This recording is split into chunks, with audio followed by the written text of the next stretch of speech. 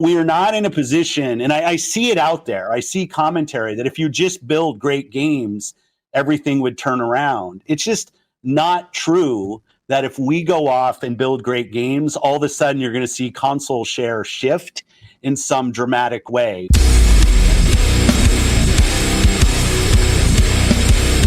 We lost the worst generation to lose in the Xbox One generation, where everybody built their digital library of games. I feel the minutes count down on the clock again. Feel like I'm playing in a game that I can never win.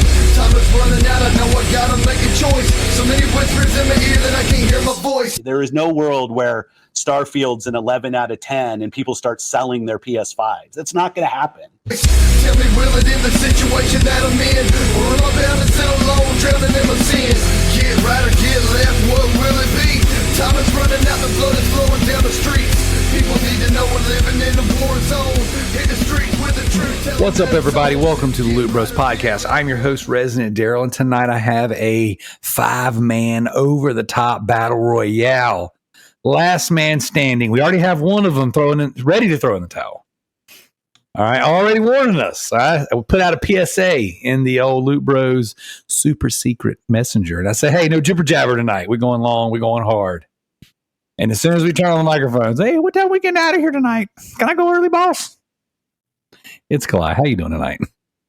Well, you know what? See, I expected what had a happened long. was. No, listen. I expected a long podcast because Thomas speaks a lot, so I kind of budgeted for that. I didn't budget for Tricky. Tricky told everybody he was coming. Like he and I were messaging. He's like, dude, don't tell him I'm actually not coming tonight. And he gets out there. He announces he's coming. Joe gets here early with clean underwear. He's ready to go 15 minutes early. And here we go. I'm just surprised Joe didn't duck me. I know he's been. You guys have been kind of ducking each other, so it's been interesting. No, he only shows up to my show when I'm not there. Some would say you leave your own show when Joe shows up. No. See, Joe only says, "Oh, yeah, I'll come on the show because Tricky's not going to be there." Then he comes on my show. He's like, "Oh, see, he bailed already. Look, oh God, he just left the call. Oh, he's back.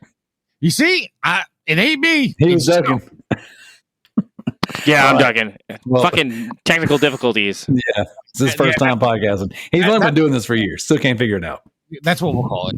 In our left corner, we have the undefeated, undisputed, proven gamer champion. We have Tricky Mate. What's up, brother? I just want to point something out here, Daryl, and I'm here to stir up some shit today. I'm just letting you know. Oh, somebody was talking shit about how he wasn't going to come to my Twitch page because I never listened to his podcast. I just want to point out, not only am I here listening to the podcast, I'm actually here and he's not. So why would why would he ask me to listen to a podcast that he's never on? Are you talking about One Plat Zach? First of all, at this point, I feel like T. Diddy is more of a member than Zach is. Sorry, Zach. Ooh. T. Diddy's been on like 4 straight episodes. He's officially a member. Like 5 straight episodes. So he was even on Loot Bros After Dark the other night after somebody else bailed. I just wonder if Zach actually listens to your show because he's gonna. If he hears this, then he could say, "Oh, I don't listen to you. You don't listen to Loot Bros." But guess what? I'm on Loot Bros. I don't need to listen to it. That's right. Well, here's the thing, right? All right, here's the thing about Zach. Zach is the same guy who joins trophy competitions just to go play his Xbox. So maybe it's not a podcaster flaw. Maybe it's not a personality flaw. Maybe it's just like this is me being a little salmon swimming upstream. It's like, you don't listen to my podcast, but I ain't gonna be on it. I know that's what I'm saying. It's like, why would you ask me to listen to your show if you're not even going to be there? That's right. He's probably doing some family stuff, guys. Let's come some slack. Yeah, everybody, make sure you write into the Loot Bros Discord, Loot Bros Podcast Facebook group, and say, "Hey Zach, sorry about your butt." I'm putting that in there right now. And you will. You're not going to waste any time, are you? No, he's doing it right now. I'm doing it right now. Everybody needs to do it. All right. And directly above Mr. Tricky Mick, we have T. Diddy, a.k.a. Guts. Loving tribute to Berserk, which is one of the best anime / mangas ever, which is almost 30 years old now, which is wow. Cannot say enough about that anime or the manga. If you've never read it, please take the time to do so.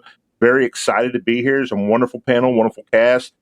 We have the Macho Man here, and I just want to say one thing about it. Ooh, yeah. I have so much love for this guy because he has dedication to the New York Yankees that he would get a tattoo. I would never get a tattoo. I'm sorry, tattoos are not for me. But the fact is, this guy has love for it. But enough about me. Let's get to the man of the hour, the guest that's in the place. Let it happen. Let it rip. All right. Well, there he goes. Oh, yeah. So before we get too crazy with this thing here, Mr. Macho Man, I want to give a little bit of background on how we discovered you. So you and I have been carrying on some business over the internets these days.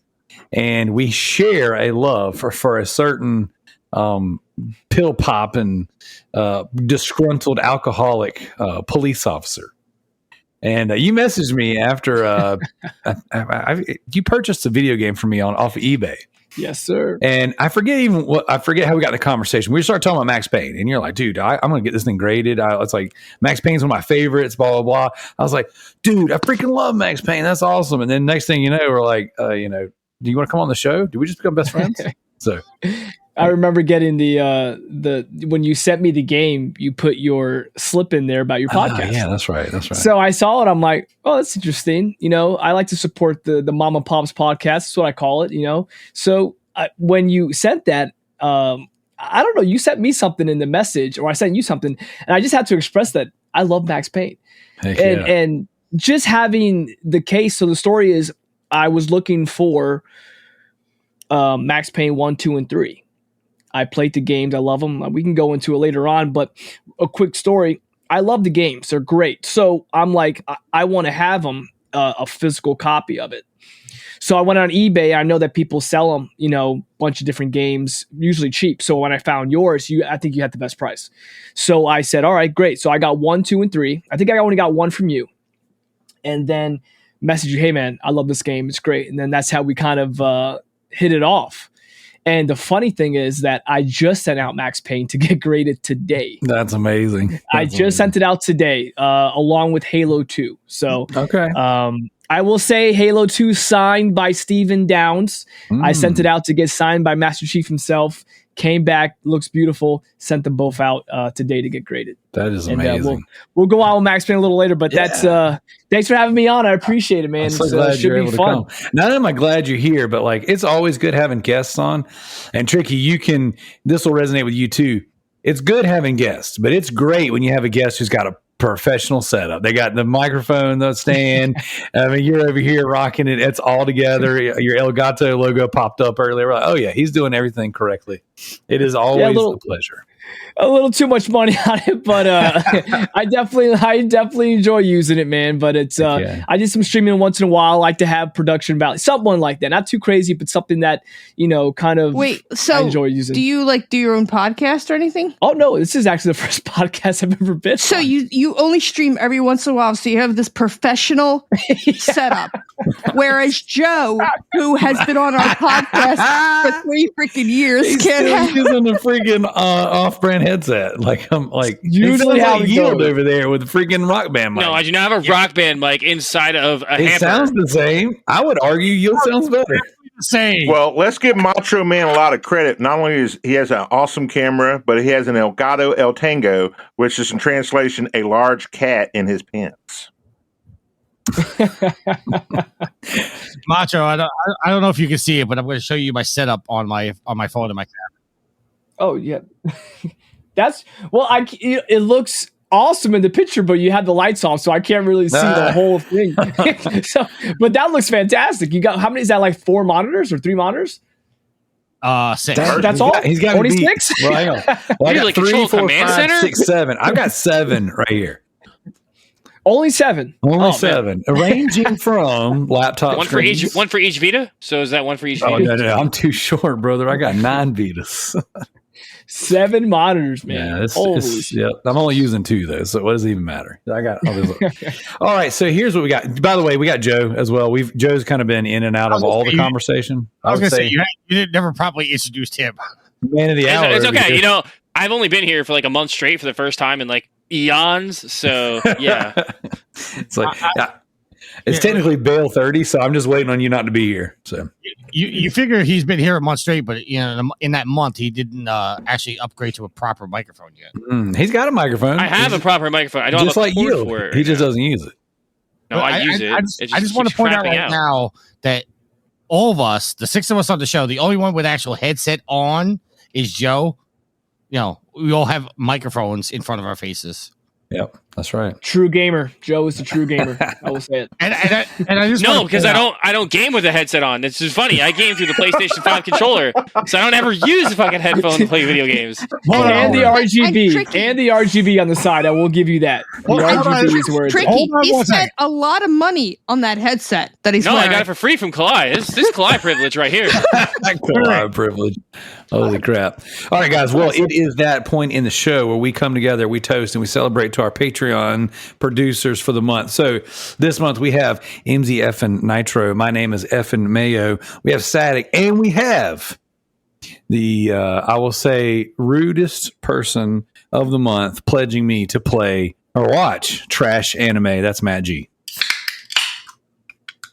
Headphone. Out.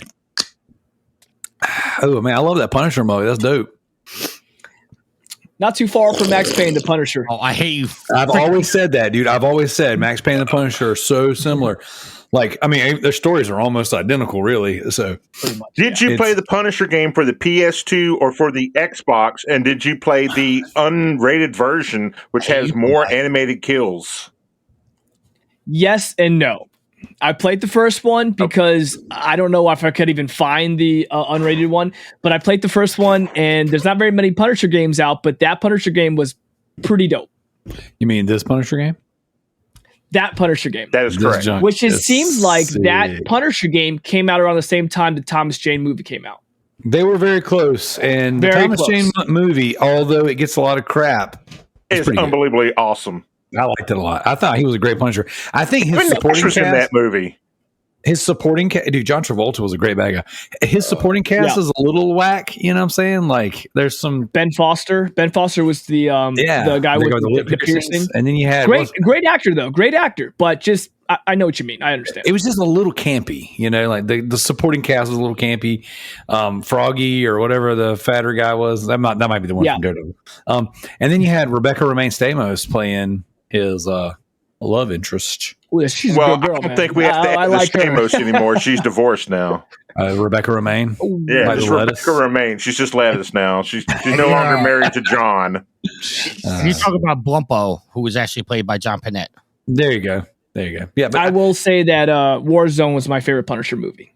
So Stevenson. Warzone was a good film, though. It was a good Punisher movie, but he wasn't a good Punisher, in my opinion. You don't think he was a good Punisher?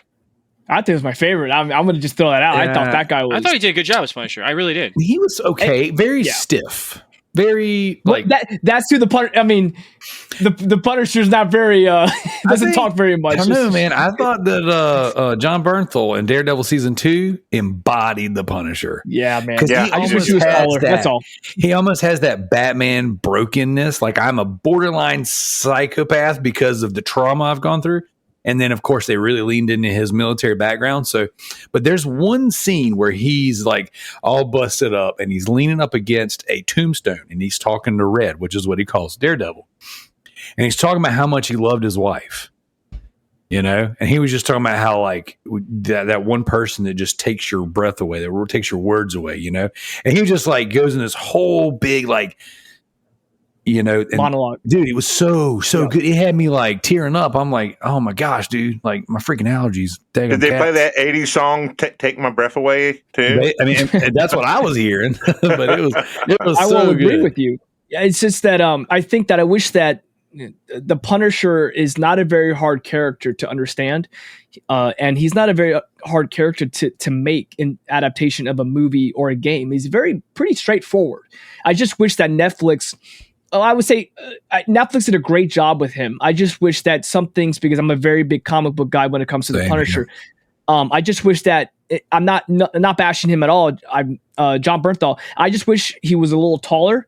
Yep. And they would have just, like, some of the makeup, like, kept his hair. I don't like when they cut his, like, shave his hair, and they would let him wear the skull more often. Yeah, It's just that I don't want to watch him wear the skull in the last 5 minutes of the last episode of the last season. Yep. I want to watch him wear the skull for at least 6 episodes out of 10. That prison scene that's where he got the bloody skull on his dude. I freaking that popped. was so awesome. That was so good. It's just little things like that. I just wish, it's a great series. I just wish that they would let him wear the shirt more often and give him more of that tactical body armor with the skull on it that he used in the few episodes towards the end. Use it more often. That's really it. That's all I ask. Again, it's similar to like a Batman thing where like the skull represents fear and vengeance and what's coming for you. So like pretty easy makeup. It's not hard to put a shirt on somebody. So that was one of the things I love the most about the Thomas Jane Punisher is that the skull was just a skull shirt that his son bought him. That his son gave him, And then when he was washed up after the whole family got shot, it was like all like runny. Like, dude, I popped when he pulled that thing out of the water and it was like all messed up or whatever. That was freaking cool. So, all right, guys. Well, I can talk Punisher all freaking night, dude. I mean, screw all this other stuff. So we're definitely going to have to come back to that one on another day. But what we're here for tonight is to talk about 2 major topics. So we're going to kind of push through the show a little faster than usual. And I say a little faster in quotations. You know how this thing rolls. We may end up all over the place. But we're going to start with our guest. All right, our guests. And we're going to go around the table. Macho, what have you been playing recently? Recently? Okay, so I've been playing 3 games, 2 multiplayer, 1 single player. Star Wars, not the sequel that just came out, the first one. Jedi Fallen Order? Jedi Fallen Order. Slacking a little bit, but I'm playing it. I'm enjoying it. It reminds me of a lot of like Souls games. How's that map? Familiar with? That map sucks. That map is horrible. I'm not a fan. I'm not a fan of some of the how tough it is. I play it. I deal with it. But I will say this, it's a good, fresh refresh of Star Wars away from the movies, away from the shows. I like it. It's very grounded, very straightforward. The second game I'm playing is World of Warcraft. I'm a big WoW fan. I've been playing since high school, 2007, actually 2006. Still playing it, playing with my buddies. I love the game. I'm still playing it. I'm enjoying it a lot. And third is Halo Infinite. I know a lot of people don't like it that much, but I'm a big Halo fan. Ooh. So those are 3 games I'm playing. I'm enjoying. Are you playing classic World of Warcraft or current World of Warcraft? Retail. I'm playing modern World of Warcraft. I try going back and holy smokes, it is dated. It is very dated. So I said that I'll stick with the modern. I do have a friend that does play the classic and he enjoys it. I tried it. I just can't go back, man. It's like once I go forward, I'm going straight. I heard it's broken. The classic. I heard classic is broken though. It has issues, but I mean, it's not broken enough to the point that people aren't playing it. There's so many people still playing it, and there's a lot of updates every Tuesday. So there's broken, but it's such a huge game that it's going to be broken sometimes. But Blizzard's pretty good with updates on every Tuesday. Now, just correct me if I'm wrong, because I played World of Warcraft back in the day, like a long time ago. But classic is basically the same as that game, just redone with better graphics. Not at all. Actually, it's the regular game with the same old graphics that it was about 15, 16 years ago. So what was the purpose of releasing classic then? I don't understand. People just want to play classic because a lot of the game has changed over time. Leveling,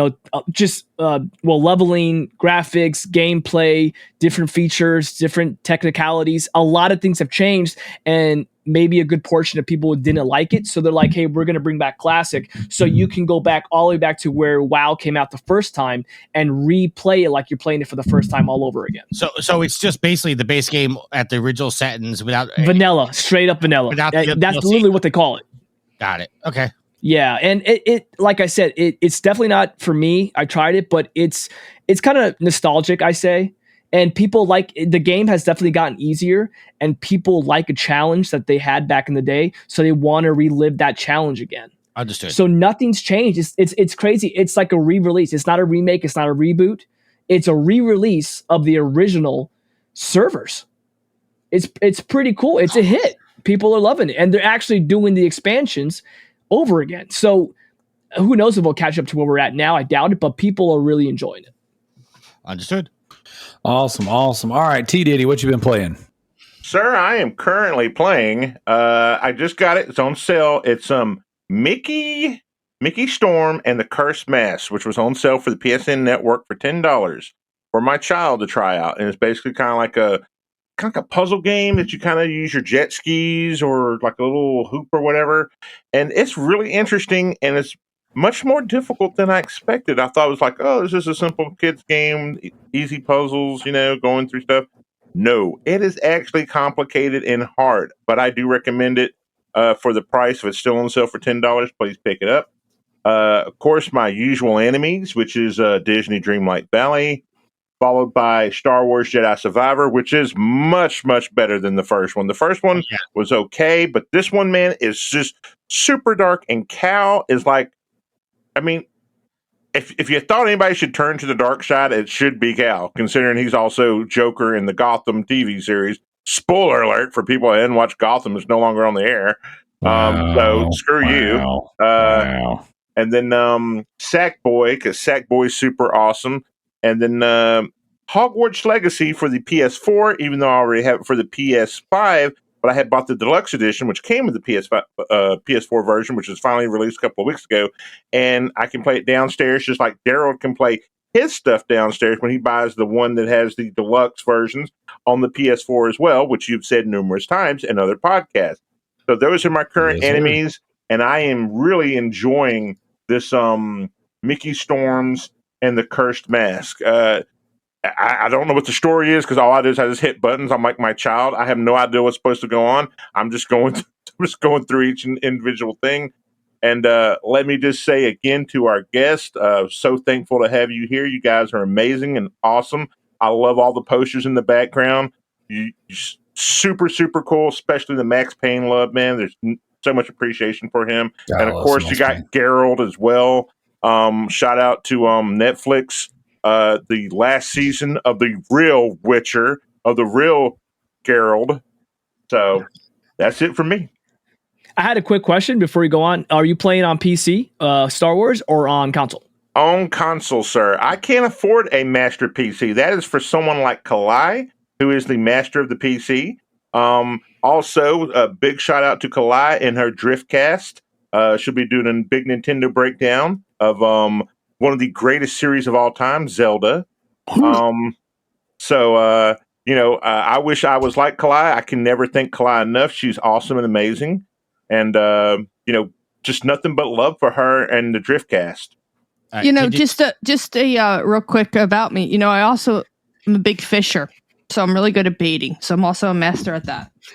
DD, I got a question for you, sir. Yes, sir.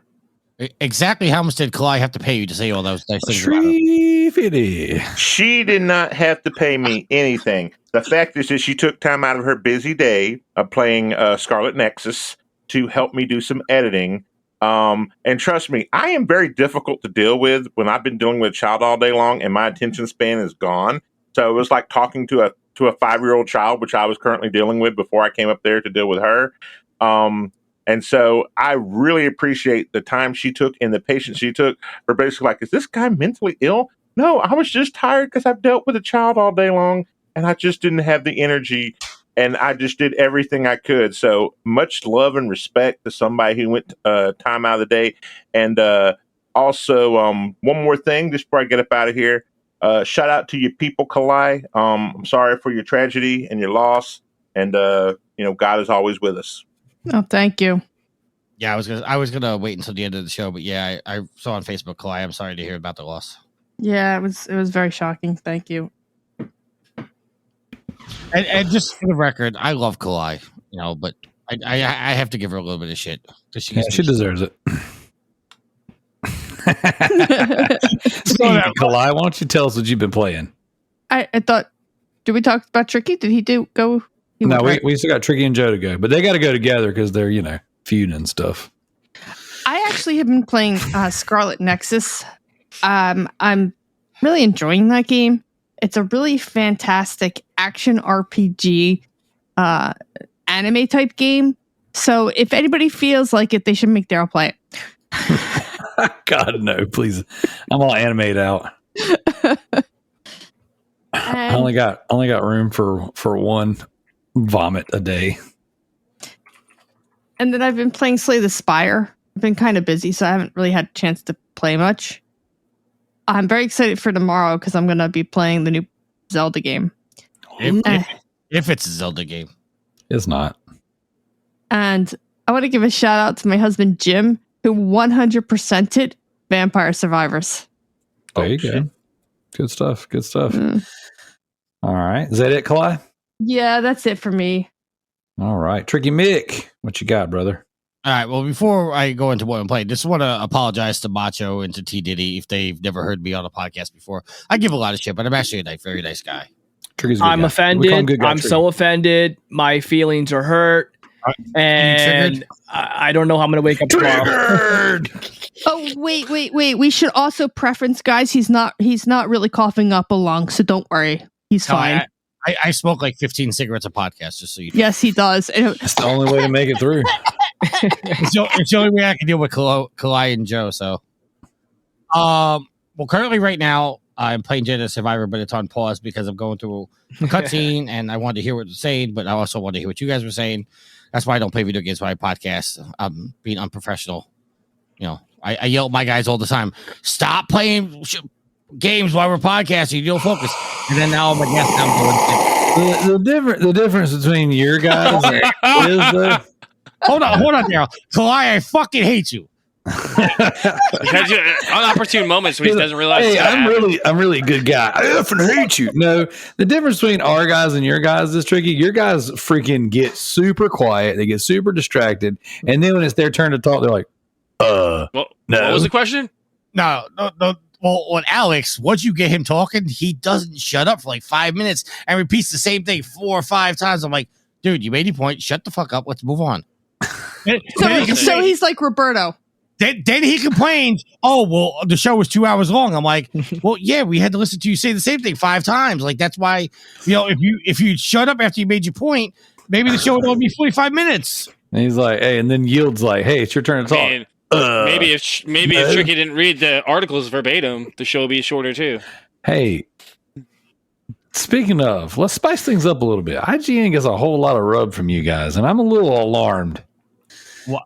Everything's from Joe Scribbles and somebody else with a made-up name. Let's get some dual shockers in there. Let's get some freaking Push Square. Let's get some. Well, okay. Get the Daily Wire on there. Yeah. You know what I'm saying? To be fair, I go to IGN a lot because that's just the one source I go to get all the. You're a shill. I will never, ever, ever in my life do an article from Dual Shockers because those guys are a bunch of pieces of shit. They love anime. I don't know if they're good guys or bad guys, but backstory with Dual Shockers. You ready? I'm ready. I'm going to throw some dirt on you. Dirt out there for you guys. Put some dirt in your eye. Dual Shockers was actually started by a friend of mine here in Staten Island. Okay. And I gave him the idea for the website and offered originally to do Trophy Horse for them. Okay. The guy took my idea and started the website before I started Proving Gamer and basically shut me out of it. So it's like an Apple and Windows kind of thing. Yeah, I helped him get his site up and launched, and then once he was launched, he's like, "Fuck you, go do your own thing." So okay, Bill Gates, I see that. But now they wound up selling Dual Shockers to a European country, so it's not even owned by him anymore. But I'm just pissed that the guy made some money off of my idea and never gave me credit for it. But at least it wasn't Tencent. Could be that communist money. Harley is crying behind me, so I'm gonna have to go feed her. That's your pup. Yeah, she's my baby girl. There you go. Do your thing. It's your nemesis Joe's turn. Oh, hold on. I wasn't done telling you what I was playing. Oh, you were talking about your boy Dual Shockers. Yeah, you said you were going to take care of your dog. No, well, you said you referenced dual shockers. I just want to put that out there. The reason we got ideas. Here's my question: is like whenever the dual shockers, if they see each other in the wild, do they do this number here? Yeah, they're like, oh, It's like they're like, hey, I'm a gamer. they run up to each other and like, dual yeah. I will tell you, the one time I did attend the Dual Shockers event, so to speak, and I'm using quotations, it was at some shitty ass place that was roach infested. So New York. Yes. All right, so Got him. Zing. quickly, I'm playing Jedi Survivor. I'm playing the Division, and that's it. And now Division 1 or 2? 2. 1 is the better one. Here's my question for you, Tricky. Why are you not playing games that have actual rare trophies so that you can represent on the trophy rarity event? Well, maybe I am, but I'm keeping it quiet. You say that, but you know what? Because I told Gareth what I'm going to do is the last week of December, I'm going to unhide a bunch of trophies and I'm going to jump up like 2,000 points. There's people still play the Division too. It's an honest question. Oh no! It's just like 5 people, and they're all friends. Three. They just did an expansion like about a couple of months ago. There's 3 NPCs. It's There's a 2 blood actual pack. people. The rest are NPCs. I'm now triggered. Okay, so trigger. No, it's Tricky, Tross, and then a bunch of alternate accounts. listen, I wasn't Their alternate accounts so they can get the trophies. I wasn't going to pick on you this episode, but you just opened the floodgates now. So Well, isn't that why he has 10 monitors? yes, Yeah, because he's all 10 people entire in the server. division. All right, guys, I'm going into the dark zone. We're going to the dark zone over here. Oh, wait, that's me over here in the dark zone. All right, we got to go fight. I'm sorry, man. I just didn't. I did not know. So it's just, people still play Anthem. Like if you could have said Anthem, it'd be like the same thing. See, you were going to ask the question. Would you ask 1 or 2? The question was they just did a new expansion a couple of months ago for it because they're always doing updates for it. So I was wondering if you were playing one of the new expansions or are you just going back and playing some of the old stuff and leveling the characters up because they added, I think, 5 more levels, if I'm correct, and they added some more rare loots. No, well, okay. Every season they come out with new loot, new exotic and stuff like that. Loot Bros. Actually, next month is their last, and I say last with quotation marks, their last update, which is releasing a new game mode called Descent, which is going to be really cool. It's going to be if you play the Division 1, it's going to be a combination of survival and the West Side Piers, where it's a simulation. So that's going to start with a. What's your loadout of choice? They're calling it Unified. I am a skills-based guy. I run the turret and the seeker mines, and my seeker mines hit for about 4.3 billion on every hit. So you got nunchuck skills and bow staff skills. No, that's Gotham Knights. All right, listen, I got to take my headset off. My dog's going to keep quiet. Let me go feed her. The dog's going to drop a dookie in your floor waiting on you. Old stink nugget for Tricky. All right, what you got, Joe? What you been playing? So I beat a few games this week. I finished Final Fantasy Crisis Core Reunion for PS5. That is a fantastic game. Everyone should play it. About how long that take you? What's up? With a great ending. Yes, a very good ending. Well, sad, but it's great. Yeah, and it's interesting what they're doing with 7, with Zach's character. If you've never played the game, you wouldn't know what I was talking about. If you didn't play both of them, you wouldn't know what I was talking about. But it's very. I want to see what they're going to do with Rebirth because it's going to be interesting. Right now, I'm currently playing the PS4 version because I don't need to actually watch cutscenes anymore, and I can just blast through the game, just get trophies, just beat another game. And when I'm on a podcast, I don't like to play things with story because I can't actually pay attention to it. I'm playing Hogwarts Legacy because that's what came up on my Wheel of Destiny. The Wheel of Destiny, aka the Wheel of Death now. You're so transphobic.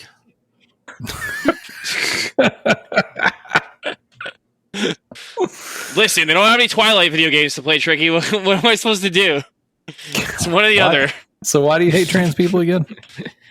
How long is that game, Final Fantasy? Is it like 5 hours long? It's not very long, is it? 6, maybe 7. It's not long. So it's not very long at all. Okay. No, it took me 12 hours to beat because I got stuck on a few enemies. But other than that, and that was like late game. Other than that, it was pretty easy, breezy. Like the last boss was a joke. Like once I had the right like setup, I destroyed him in like 30 seconds. All right. I read a statistic earlier that said every time someone buys Hogwarts Legacy, a trans person loses their wings. Oh, gosh. Jeez. True story. Boycott. So, the Loot Bros does not condone or. No, I'm not gonna go into that. I'm not gonna go into that spiel every episode. Like I have to go because I fucking get banned from everything. We don't condone trans people losing their wings. An idiot. Just for the record, the views and opinions on this podcast do not reflect my job at all. These specifically come from the Department of the New York Department of Sanitation. Hold on. Kioba. Oh, Joe, stop! You're gonna get me in trouble. I actually got suspended off of something I said on this. Hey, what I want to know is why you have an anti-trans symbol on your hopper.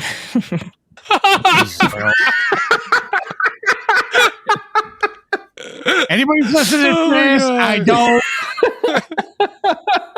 Tricky said, "I love trans.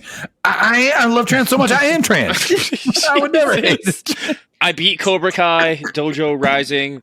Don't play that game. Just don't do it. God, don't hate yourself. It's terrible. It show's good. That's number 2, right? Yeah, it was bad. It was okay. So I bad. played one. One I like wasn't the first that one bad. actually. The first one was good. I was thinking of getting the second one. And I was like, well, it looks like dog crap. It's dog crap wrapped in extra dog crap. It's pretty bad. It's pretty bad. Like I got to the last boss, and the difficulty spike was like one of those difficulty spikes that you experience in like a Souls game, where all of a sudden you're like cruising, and then all of a sudden you get hit by a brick wall. Terry Silver just whooped the shit out of me like over and over and over again, and then I just like mashed the square button. I was like, "You're done, bro. I'm just gonna get you in a corner. I'm gonna kick you in the corner. I'm just gonna beat on you until you die." And I did that, and then I did it again for like the next cutscene. And like, you ever like play a game and you have like that moment of like, "Oh crap! I finally beat that boss that I've been stuck on for like days." Yeah, that's exactly what happened. Sense of clarity. I was like, "Damn! I finally was able to beat that thing." And once I beat him, I was like, "Oh crap! There's no absolute trophy for beating this game. What a joke!" Like this chapter was so difficult, and there's no trophy for. It's like that is the worst, by the way, for those for games like that where they don't have like a platinum at the end. They're like, "Oh yeah, they're going to give you a couple of gold and a couple of silver." Like, but oh, by the way, we're not giving you like platinum. when you get it like trophy for beating a game. Like there's nothing worse than when you beat a game and you don't get a trophy. And how much did you? How much did you spend on that? If you don't mind me asking. But Kalai knows the funny story because there was like a Nemesis version on sale for like $7.99. And I thought it was just DLC. No, it was all of the DLC and the game for $7. I bought the more expensive $23 version, which is just the standard version. So, yeah, I don't know how that fucking happened. Apparently, because I don't level up in video games either. So, it's probably why you didn't get your trophy. So you could have just easily went to the PlayStation Network, went down to like whatever their sale is. Found like some game with like Jumpin' Taco or Jumpin' Burger. Specials, right? Paid $1.10 and got like 5 or 6 gold trophies and then a platinum, and you spent $23 and didn't even get a damn you platinum. Would be in and out in 15 minutes. Well, you'd be in and out in 2 minutes. What are you talking about? We got to clarify stuff here. Jumpin' Taco has 75 trophies. 75 trophies? Yeah. And you get it in under 2 minutes. How many times you got in the platinum? Well, they should have gave you a trophy just for buying it. They did. Technically, you didn't do it. Yeah, they did. Yeah, you're right. You get trophies just for you click. I still got tons of spam that I got to go through that I bought last year. There you go. Do you want my taco, Benny? Do you want my taco? Taco flavored kisses for my Ben. I sent her trophies. It got so bad by the spam that I actually bought the game Stroke the Spider. He's like, I ain't just like close your eyes and hope that's just pressing X to beat it. It's literally all it is. You have to press X. Just close your eyes, and you can't see the spiders if you close your eyes. Well, what I did was when I got the platinum the first time, I started up the game and then I turned off my TV. Other than that, I've been playing a lot of Hades. Hades is fun. If you haven't played Hades, it's dope. Super hard, by the way. It's beautiful challenging. artwork. I would beautiful say artwork. Oh, amazing! I would say it's so beautiful that it makes me like wish that Dead Cells was that beautiful. Dead Cells. But it's not. I just think Dead Cells is a better game overall, just because of the mechanics and just how deep it is and how many I don't know. I really love. Hades is very deep.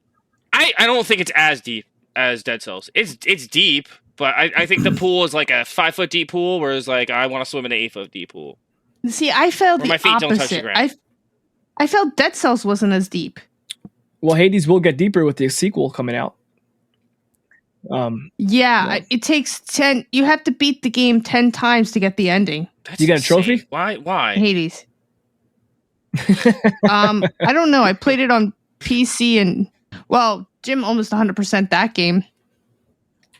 But it's got the stories. The story is much deeper in Hades. Oh yeah, well I mean because there's actually a fucking story in that game. Yeah, I mean I feel like that kind of takes like the more traditional route of a roguelike where there's kind of no story involved whatsoever. It's like, hey, just go kill some shit, get the loot. If you die, you keep certain things, you don't keep other things, and I think that's kind of how it works. So it's a Bastion. Bastion was a pretty good game. The same people that made Bastion. Transistor was the other one. That is correct. Yes, Transistor is really good and beautiful. Just great indie, beautiful games. Quick a little fun fact that a guy that used to work at GameSpot.com left GameSpot.com that did reviews and content for that and left to go to that company that now makes those games. His whole dream was to make video games, and he left to that company. It's just pretty cool. I used to watch his reviews, and he's like, one day he was like, hey guys, I'm leaving GameSpot. I'm going to go do what I really want to do, make video games. A couple years down the road, Bastion comes out. He's part of that. They've been making them since. So just cool things like that. GameSpot's been trash ever since. Yes, they have. Yes, they have. Can we all agree that all games media has just been trash? Like it's just, dude, Kotaku all the way, guys. It's almost like how I can't watch Game Explain anymore because once Ash and all them left Game Explain, I just can't watch Game that's Explain how anymore. Game Informer, dude. Just like all I the was a content Game just went down. Informer loyalist. Like I loved Game Informer, dude. Game Informer's legit, brother. Not anymore. Not anymore. They fired all their good writers, and then they were like, having me on the show, I got to go because somebody just said Kotaku was good. It's sarcasm. You just broke Triggy's brain. He's like, I can't be affiliated with a podcast. This is Kotaku's good, guys. I'm not religious at all, but that was blasphemous right there. You can't even joke about it. That's how bad it is. Triggy said, I found religion on that one just so I can go pray for you. Well, at least it's like IGN's review about it's too much water. I don't know if you remember that one. 7.8, too much water. Dude, Callie Plaguey still gets shit to this day. I feel so bad for her. Sucks. But like, she gets shit. Yeah. I don't like her as a reviewer either, and I think she's way too obsessed with what she reviews because she only gets like. I just listen. I like she has no Colin opinion Morning outside of that category of games. The only thing worse than Kotaku is comicbook.com. Oh, CBR's horrible. Dude, that's just because you can't use their website. It's a jank website, though. Yeah, it's messy. Because every single article on there is clickbait. And you click on it, it's like, oh, you think you're going to find something? It's like, no, just repeat the news that somebody released 3 days ago. CBR's garbage, dude. They're a whack. Well, look, man, they're very good at their clickbait because they know most people go to their website are a bunch of fat, overweight dudes. It's like, do you want to lose weight now? Are you bald? Yes, I am both of those things. Would you like a mail order bride? Yeah, exactly. Do you need penis pills? You need Blue Chew? Hey, yeah. So I'm going to jump into some games that I've been playing lately, and then I want to come back to something on the mail order bride thing. Oh, wait, I played one more thing. Oh, God. Well, I did one more thing. See, I watched hockey. I watched playoff hockey because my team's still in the playoffs. Unlike someone's team on this podcast who's out of the playoffs. Because we eliminated your ass. Listen, one more goal by the Hurricanes. You guys are out of the playoffs too, so I don't want to hear it. I know. I'm right now. I'm watching the game as we're recording, and I'm on pins and needles because this is it now. Now we either got to score or we go home. I would just like to note that Professional Joe is playing a video game and watching watching hockey and still participating in the conversation, Kalai. With an RGB headset that's probably not close enough to his mouth. No, it's definitely it's plenty close. When I edit the show, I'm gonna be like, it's fine. Oh yeah, it's totally fine. Because it sounds like he's yelling into the microphone. Honestly, yeah. I don't need any more highs in it. He just pulled out his big black dildo. It is. Yeah, apparently, that's so what's your team? What's the team you're going for? My I'm a team's Devils out. fan. Rangers I'm are a out. Devils fan. Yeah, Oh, I'm a Devils fan. Yeah, all right, Macho, you're from New York? yeah, we're done now. Macho, He has a Yankees tattoo, Tricky. Macho, I was How born did you miss there. that? We on the show. Born there, raised in Florida, man. But I like the Rangers, I like the Yanks, I like the Giants, and the Rangers, the 2-0, and then they just fall apart, and that was it. Game over. So all right, since I have a legit Ranger fan on the podcast with me, okay? Oh, geez. No. Joe, Hey, I bought a Ranger hat the other day. Joe's not going to let me get through this, but as a legit Ranger fan, okay, can we not say it was a good series and that the Rangers were the better team, but the Devils goalie just played his ass off, and that's why the Devils beat the Rangers? Shut up, Joe. I mean, he's definitely a factor. I'm not going to say it was solely on him, but I mean that guy played his heart out. I missed one of the games, but the Rangers just fell asleep after the first 2 wins. I think they got way too comfortable. They're like, "Hey, we got 2 wins in the bag. It's the Devils. Let's nonchalant." And the Devils. Oh, Nah. You're banned. I think he agrees with me there. I think. All right, so here's my question, guys. As someone who just recently purchased his first New York Rangers hat and 2 NHL games this past week, I'm looking to pick an NHL team to support. Don't Why wouldn't you pick the choose Hurricanes? the- You literally live there. Don't choose the Rangers. They'll break your heart. Pick the Hurricanes. You live here. You can go to Just the pick game. the Hurricanes. They're actually a good team too. Yeah, you have a good team for years. Where are the Hurricanes located? Because we have the Inferno here. Raleigh, North Carolina. Raleigh. See, North and South Carolina, we don't get along too good.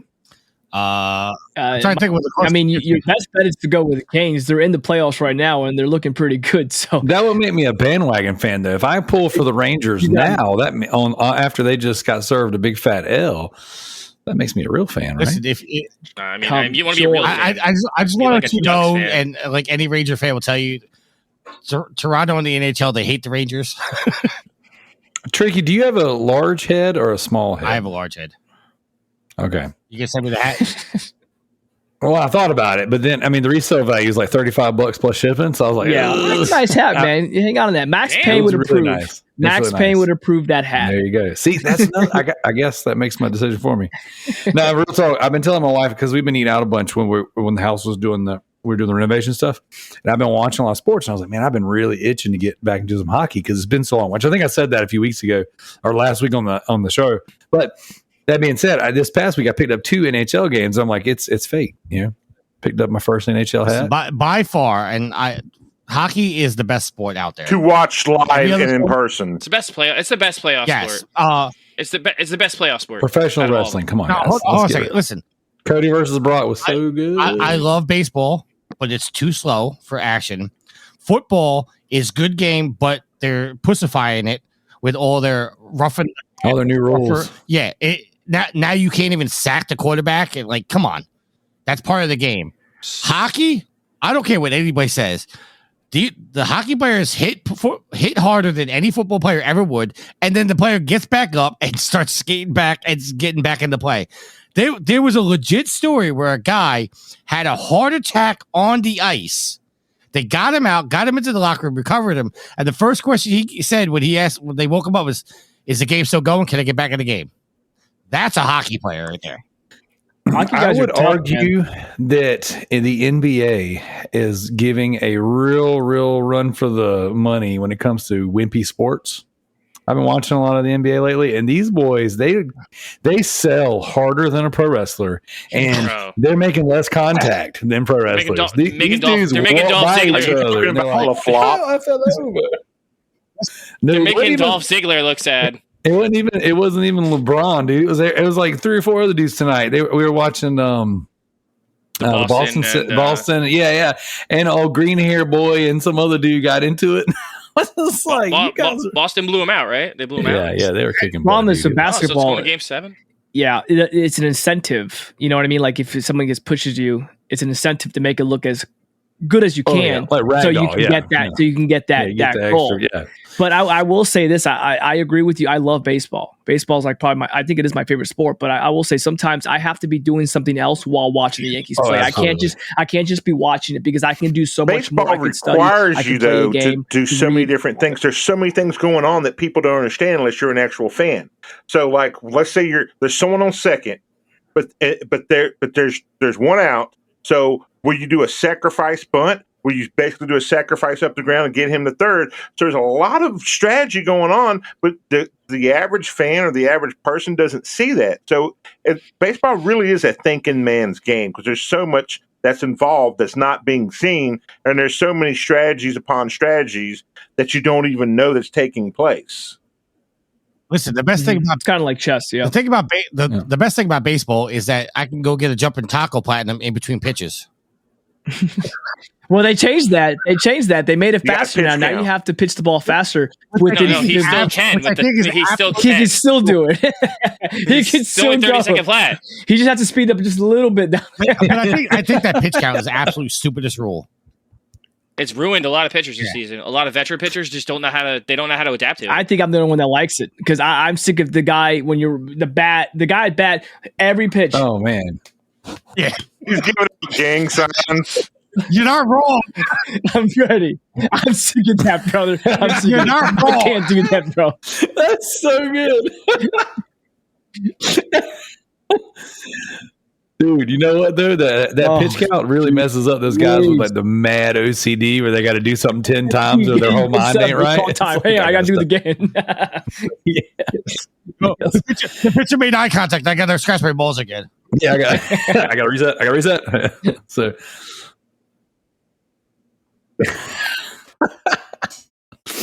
oh, Can so I good. ask a question? I thought Clyde was sleeping over there. Shit, moved. No, she's over there making the stink face because she's like, oh, they're talking about sports, which is just a turn-based RPG, which she loves. So I don't understand why you have any qualm with this at all. Wow, that's the greatest analogy for sports I've ever This is heard. what it It's just is. a sport. It's a turn-based RPG. Yes, Kalai. Oh my god, are we gonna hear what you're playing? He's Fantasy football's D&D for the jocks, man. I don't care. Damn That's it. all it is. That's exactly what it is. It's the same thing. Kalai's over, I'm watching her and she's like, oh, like she's being assaulted every time we talk about it. But it's like, oh, I've been playing this turn-based anime game where we're seriously doing the exact same thing. You go, then I go, then you go, then I go. Well, in my defense, Scarlet Nexus is not a turn-based; it's an action RPG, which I did state. Okay. There's an exception to every rule. Whoa, now she's getting angry. I've been playing Madden 13 on the Vita. I have most of the trophies. The trophies I'm working on now are super, super annoying, and it might just be because I'm garbage. But I'm missing 4 trophies plus the platinum, so 5 trophies total. This one, I've been doing a lot with the GTTSC this week, so we've been playing a lot of games to score mega points. Also, I've shot up the ranks top 10 status on the rarity event. You know, unlike Tricky Mick, I actually know what the top 10 looks like. I have a seat at the table, soon to be the head of the table. But hey, you know, who's counting? You'd be the tribal chief of the GT. You threw me back to 2011, man. I'm playing Madden on the Vita. Holy smokes, man. Dude, I'm saying, I love it, dude. I love it. I play my Vita all the time. This is what I play in bed. Which Vita number is that? Is that Vita 1, 2, 3, 4, or 20? You know, this actually might be the first Vita I ever purchased because I've already worn the logo off the bottom or the barcode off the bottom. You know what you need to do is you need to like take a knife and just inscribe like the numbers in the back. Maybe. Yep. The PS Vita does not have discs, no UMDs. Am I correct on Yeah, that? it's like little memory cards. The Nintendo Switch copied that from the PS Vita.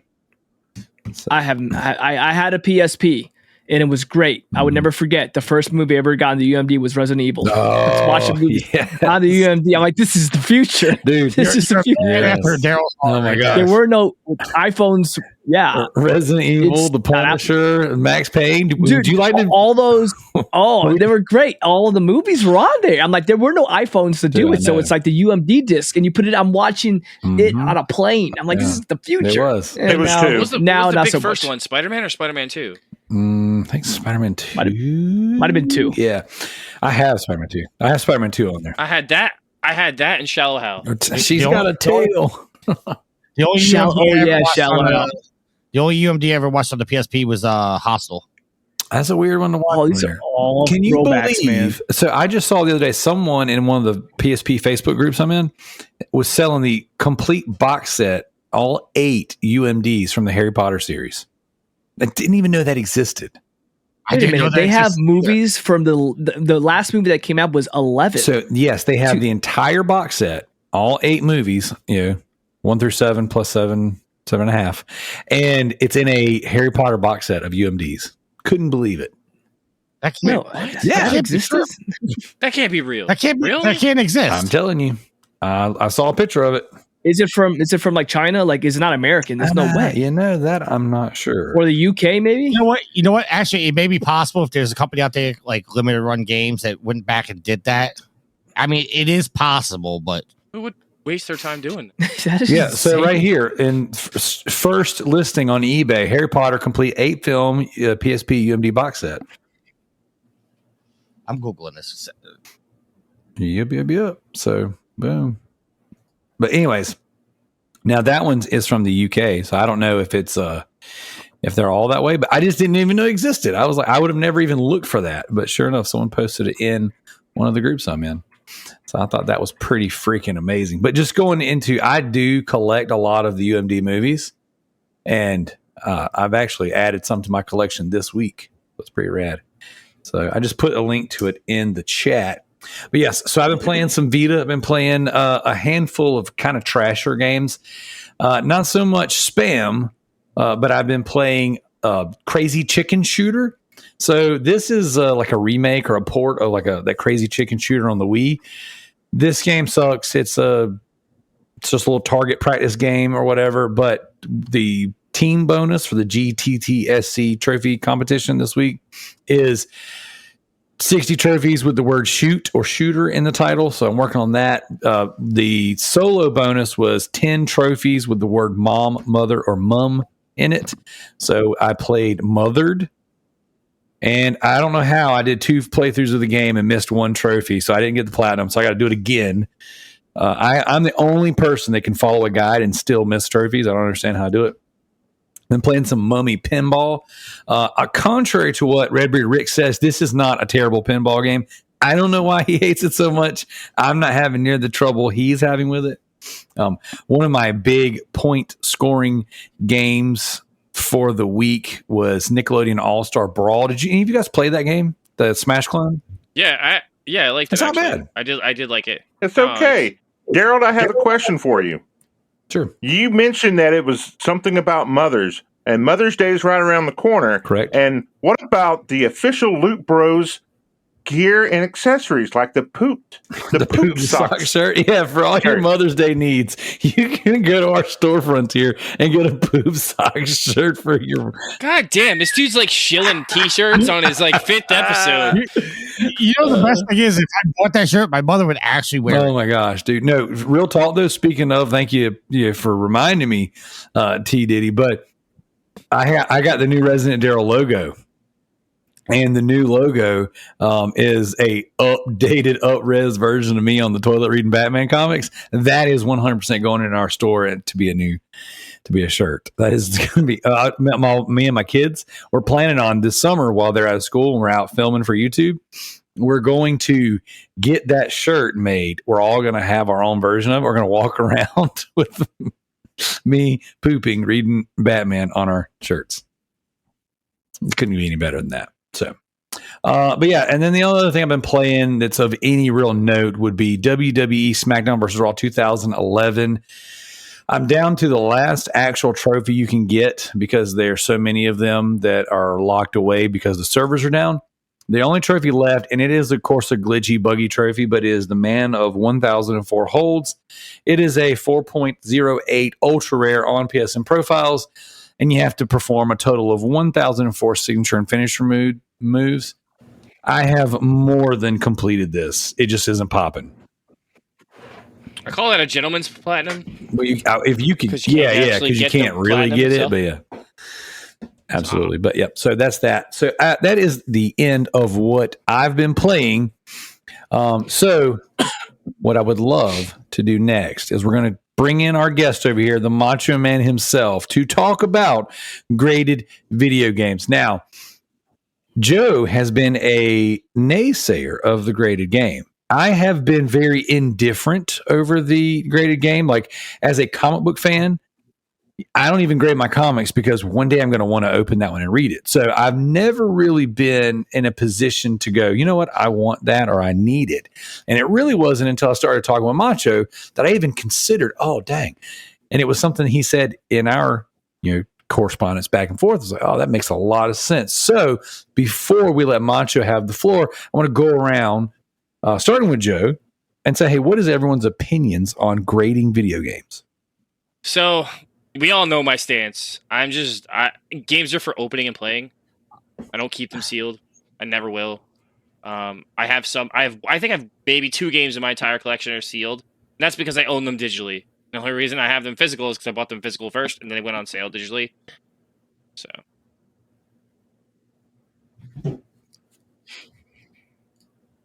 Okay. Tricky, how do you feel about graded video games? I think it's a tough market to legitimize. I can't say the word. It's built on the mountain. It's a tough industry for everything to be legit because, well, it is in a way, but it also isn't. It's because, what's valuable to me may not be valuable to anybody else. And like, even if you go watch shows like Porn Stars, which I know is heavily scripted, but it's a porn shop.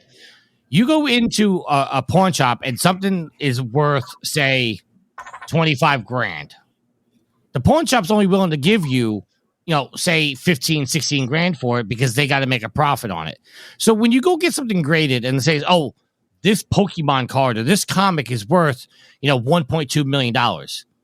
Well, that's good, but what does that really mean? Because the 1.2 million, you're not going to get paid for it. It's valued at that, but nobody's willing to pay for that because anybody that wants it is probably going to buy it and then look to resell it. So to me, it's stupid to grade a video game or a comic or something like that or a baseball card because there's so many factors that fall into that. It's like, what is this really worth? Like, I have a Shaquille O'Neal rookie card that's behind a piece of plastic. It's sitting at my grandmother's house.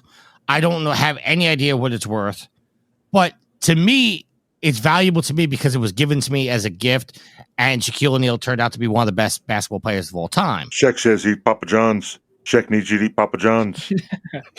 But like,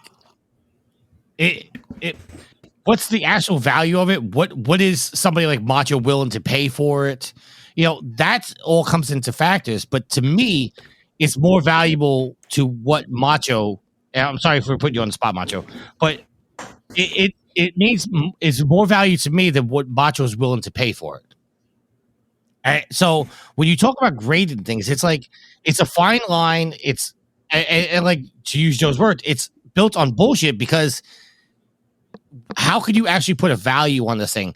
Like, Topps spent maybe half a cent to make that card for Shaquille O'Neal, but because Macho's willing to pay for it or TD's willing to pay for it, it's worth this much, but they're not willing to pay what it's actually worth. They're only willing to pay X amount of dollars, 3/4 or maybe half of what it's worth. So I know I'm getting long-winded here, but it's one of those things where I think it's like it's what somebody at the time is willing to pay for it.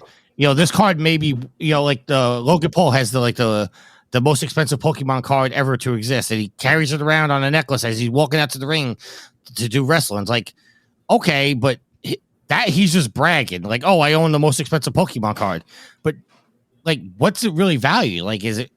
It's not. It's nowhere near what he's bragging it to be because nobody's willing to pay for it. But he bought that card. He didn't find that card. He didn't get the card out of a pack. He bought that card. So there's a big difference. It didn't have the Did he same buy that meaning. one? I thought that one he did pull on Twitch. I thought that's one of the ones he pulled on Twitch.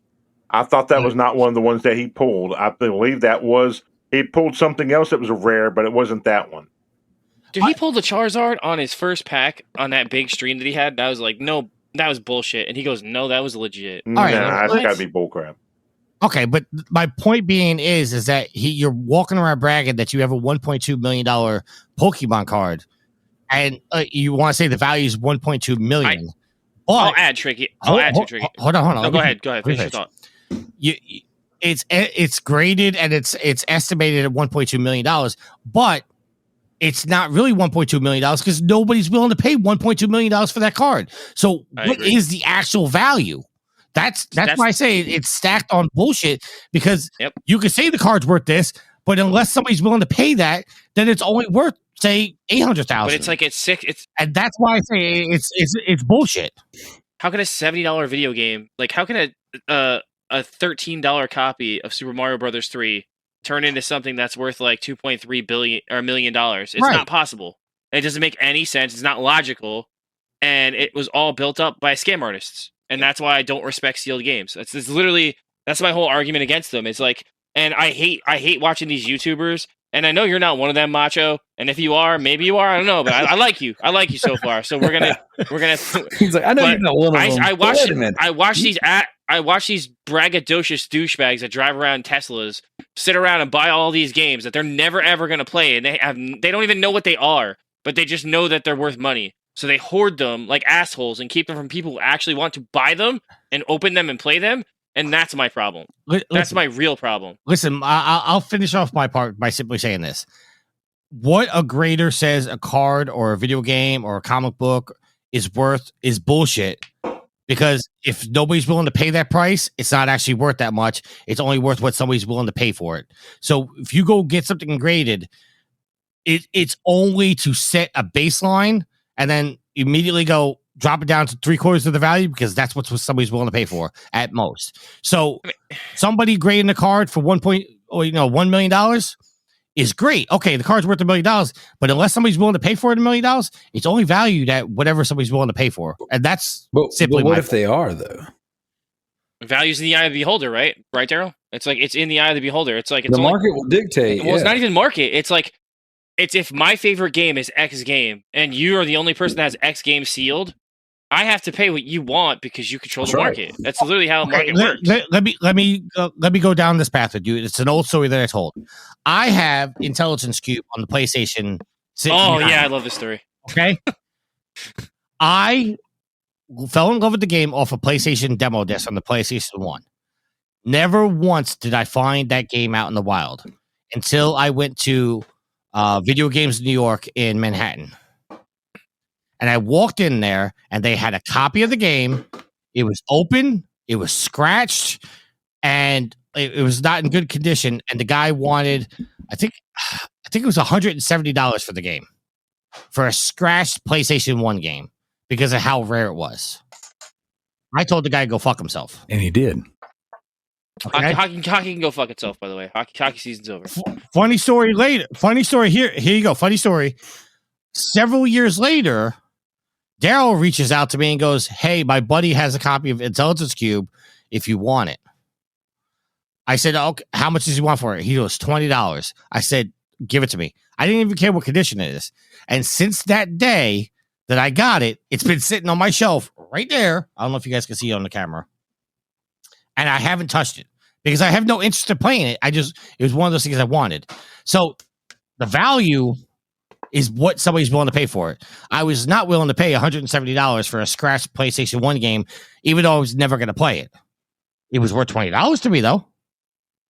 So what's the real value of Intelligence Cube?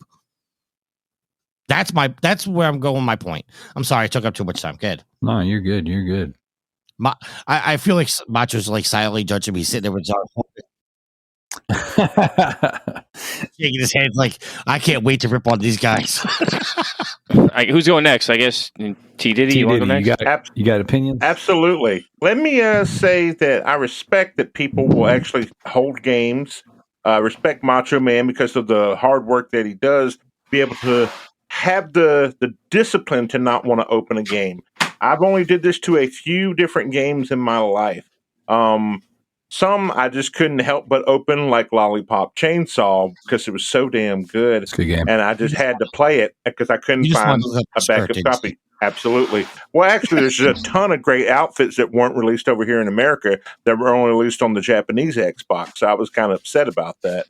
And of course, they're doing a remake, allegedly. So let's hope we'll hear something on that in their new conference that They're Phil working on it. Spector will be talking about with Lollipop Chainsaw, the remake. But no, I respect the hard work that people have the discipline to want to keep those games sealed and then get them signed. And then it's like, again, everything is what you think the perception is. That's like saying if I had a 1970s dildo that's never been opened, what is it worth to a woman today when they have these really fancy ones, or someone who would use one on themselves or whoever? What is that worth to somebody who's like, oh, it's a vintage dildo, so it's worth a lot of money? I don't think that these are the same things. I don't see anybody grading their Well, they toys. could, I don't know. Oh, look at it. Macho's getting ready to show y'all what's up. But no, I have a couple of X-Men comic books. I have X-Men #1 when they did the reboot in the early '90s. I also have the Spider-Man when they did the reboot in the early '90s. The silver, which is the legit one, not the gold one. The gold one is the second print. I have the silver print, and then of course I had 5 #1 Venoms when Venom put out his comic. I gave everyone away to different people I met in my life, just because it meant nothing to me, and I had never read them. They were completely clear. The one I have has 3 dents in it because I've opened it up and read it. But I'll keep the one that's dented because it has 3 dents in it, so it's worth nothing unless someone just wants a copy of Venom that has a couple of dents and kinks. But I've given stuff away because it doesn't mean anything to me personally, and I felt like if it's going to make someone else more happier, I'd rather let you have it than for me to have it, if that makes any sense. And again, with the whole, worth is in the eyes of the beholder, to me, I feel that some people love a game so much that they can't help but play it. But some people also, it's like if any of us here owned a Picasso or some type of art that means something to us, you would never want to touch it. You would never want to hold that art in your hand. You just want to look at it and appreciate the art. So I think it's more about the artists and the people who love the art itself. And I respect those who are willing to do that. So I have a lot of respect for Macho Man and his hard work because, again, it takes a lot of discipline to do that. And then to reach out and to get things signed by people, nothing but respect because it's dedication. And then to be able to ask somebody, because regardless of what you ask somebody, it could always tell you to go F yourself. But the fact is that, regardless, if you can reach out to people and they're nice enough to sign it, that's the most amazing thing because you've added value to it. And I'm going to make this real quick and wrap it up. Think of all the idiots who mobbed Mark Hamill when he was in Star Wars for, I think, some friend or whatever was getting the star dedicated to them. And then all these people came up to him who were not Star Wars fans with a bunch of, his stuff because they knew he was going to be there and shoved it in his face and like abusing him. That's not what a Star Wars fan is. A Star Wars fan is respectful, basically says, hey, I will see you at a con. I will see you at a signing event, not all up in his face, blocking his cars and shoving stuff in there and being disrespectful to Mark Hamill. I don't agree with Mark on a lot of things, but I agree that every human deserves their privacy and they need to be treated with respect. I've met plenty of stars here, even though Daryl doesn't consider Darius Rucker a star from Hootie and the Blowfish. Yes, I've met him numerous times at group therapy. I met him at plenty of football games, and I have never once asked him for an autograph, a picture, or a hug, or anything like that, because I respect the artist and the person that they are. I will pass the mic along to someone else. I just want to say 2 things. One, TD, I actually agree with you. Like, people need to realize that celebrities are still people, and they still deserve their privacy. Like we've seen the recent stories about the wrestlers going through the airports and getting mobbed and asking for things when they're jet lagged and they're trying to get from one town to another. Celebrities are people. The abuse of Becky Lynch. Yes. And the second thing is the Devils just got eliminated from the playoffs. I already said fuck hockey. You missed that 7 minutes ago. I just want to reiterate the Devils. Neither of those had anything to do with graded video games. Like, what in the world is going on here? Stand down, Tricky. Oh, listen, if the Devils were to be graded right now, they'd be graded an F because they just fucking. Then what the fuck would you be graded? Your team's shit. 4.8. All right, Kalai, where do you stand on graded video games? See, I think I'm pretty much older. I think the only other person as old as me is Thomas, and because you look, Machi, you're kind of young. No offense. I thought I was older I don't than know how you. old you are. Fly. Huh? I thought I was older than you. I'm I don't think 34. so, Tricky. Yeah, 34. How old are you, Macho's a Tricky? youngin'. 42. Yeah, I just turned 45. I'm older than you. Tim, you don't look a day over 19. Oh. Watch out, Jim. I grew up in an era where She's laughing way too hard at that. I grew up in an era where like video games were kind of like these arcade things. You know, I grew up. My father owned a flea market, and I got video games from my father because people would come and sell their systems and sell their games. I had over 100 Nintendo games. Like, games weren't easy to come by, but the one thing my father taught me is, when you're done with it, sell it. It's it's worth more money. Like, if we could sell things, we could. And I have a respect for that. So I have a respect for grading games. And, I have a game that I kind of would like to get graded. So I'm hoping that, Macho tells me how I could do it. So I don't know if I should tell you what game I have. Just say, what do you have? What do you got going on? It's Barbie Horse Adventures. Is it? Is it Barbie? Barbie? This is just Puppy Rescue. It's all right. What game is it? So my husband growing up didn't have any video games. His parents were poor. He had a computer and that was it. He programmed his own video games because he's older than me. And we were cleaning out his parents' house last year. We found a Nintendo, an NES Nintendo that I've always wanted to have another one. So now I have a Nintendo. And the only game that it came with is Final Fantasy with the actual booklet and map.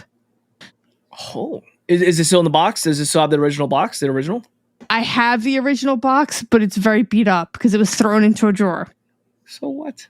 That's awesome. Yeah.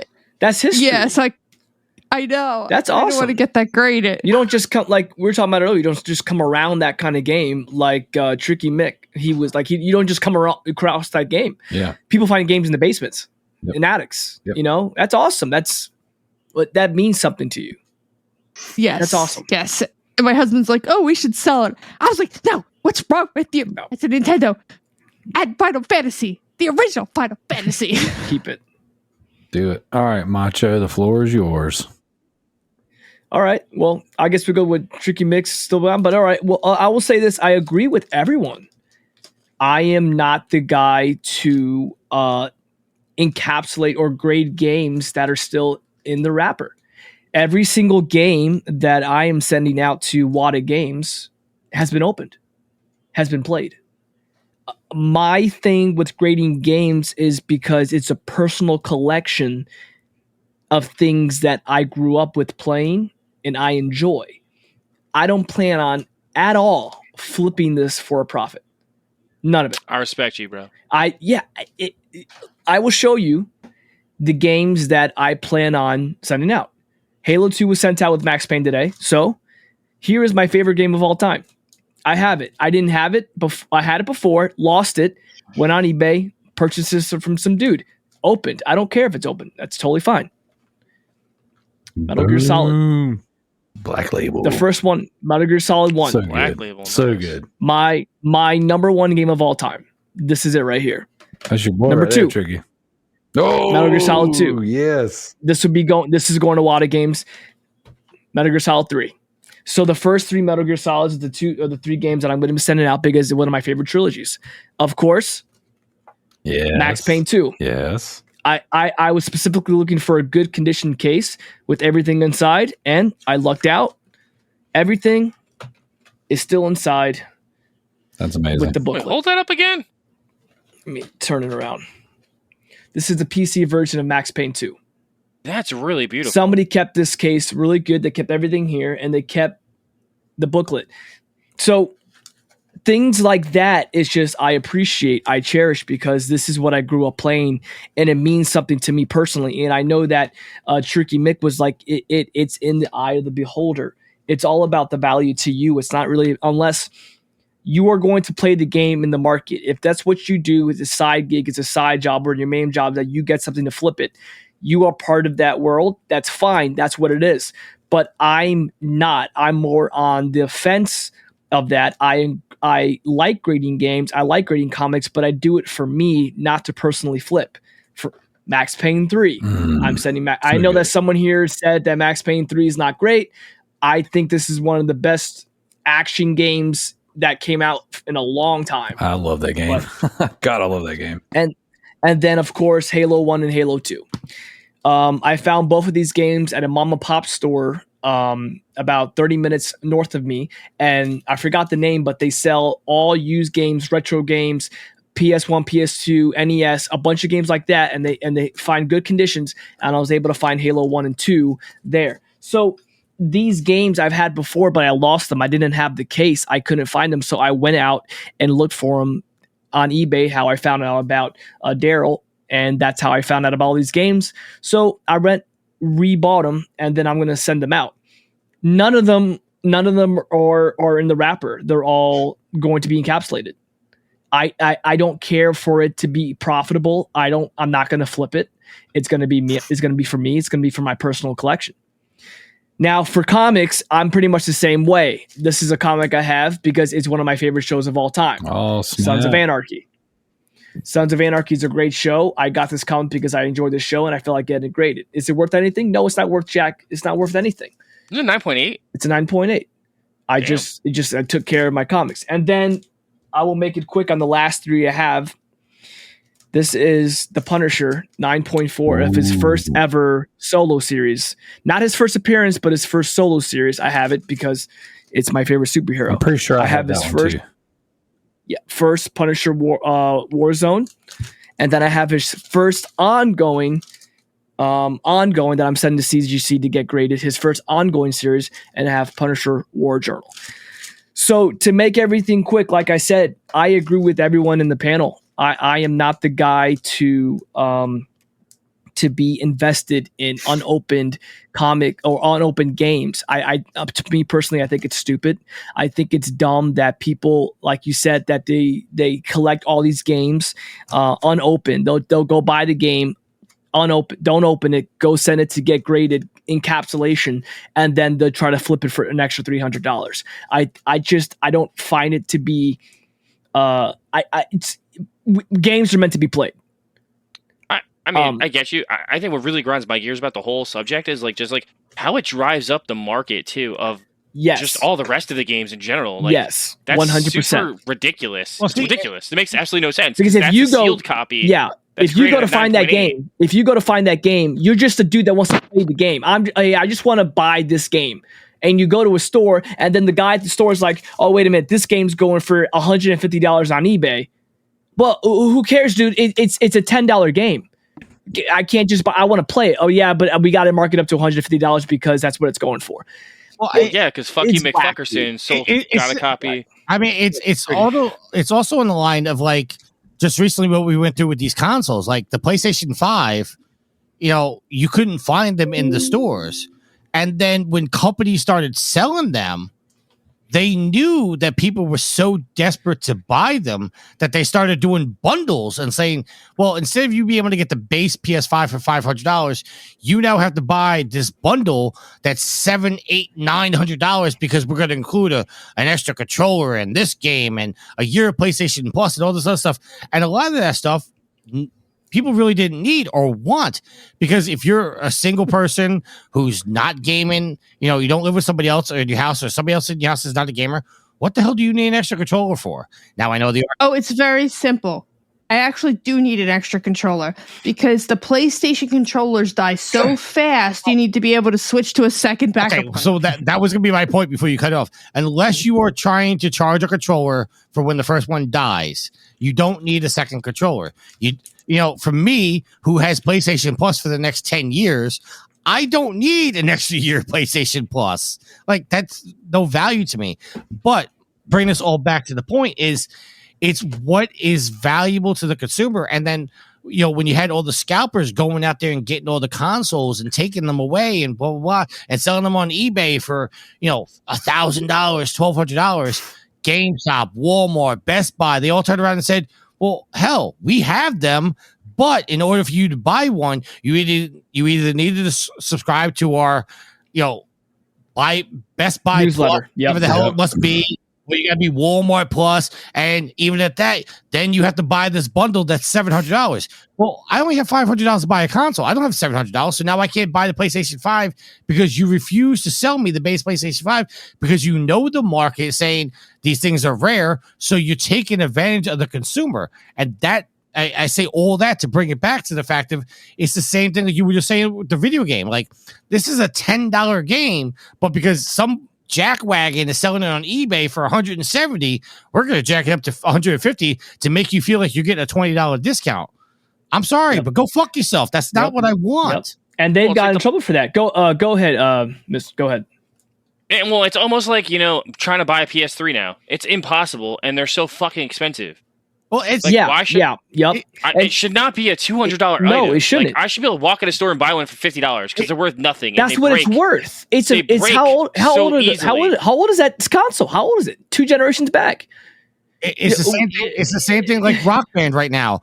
If somebody wanted to come start play Rock Band, they couldn't do it because you could buy the game for $15, but you have to buy a used guitar on eBay, and they're going for $70, $80, $90, if not more. Or the shipping on them is freaking $75. Yeah, right. Like, I think a lot of that was insane.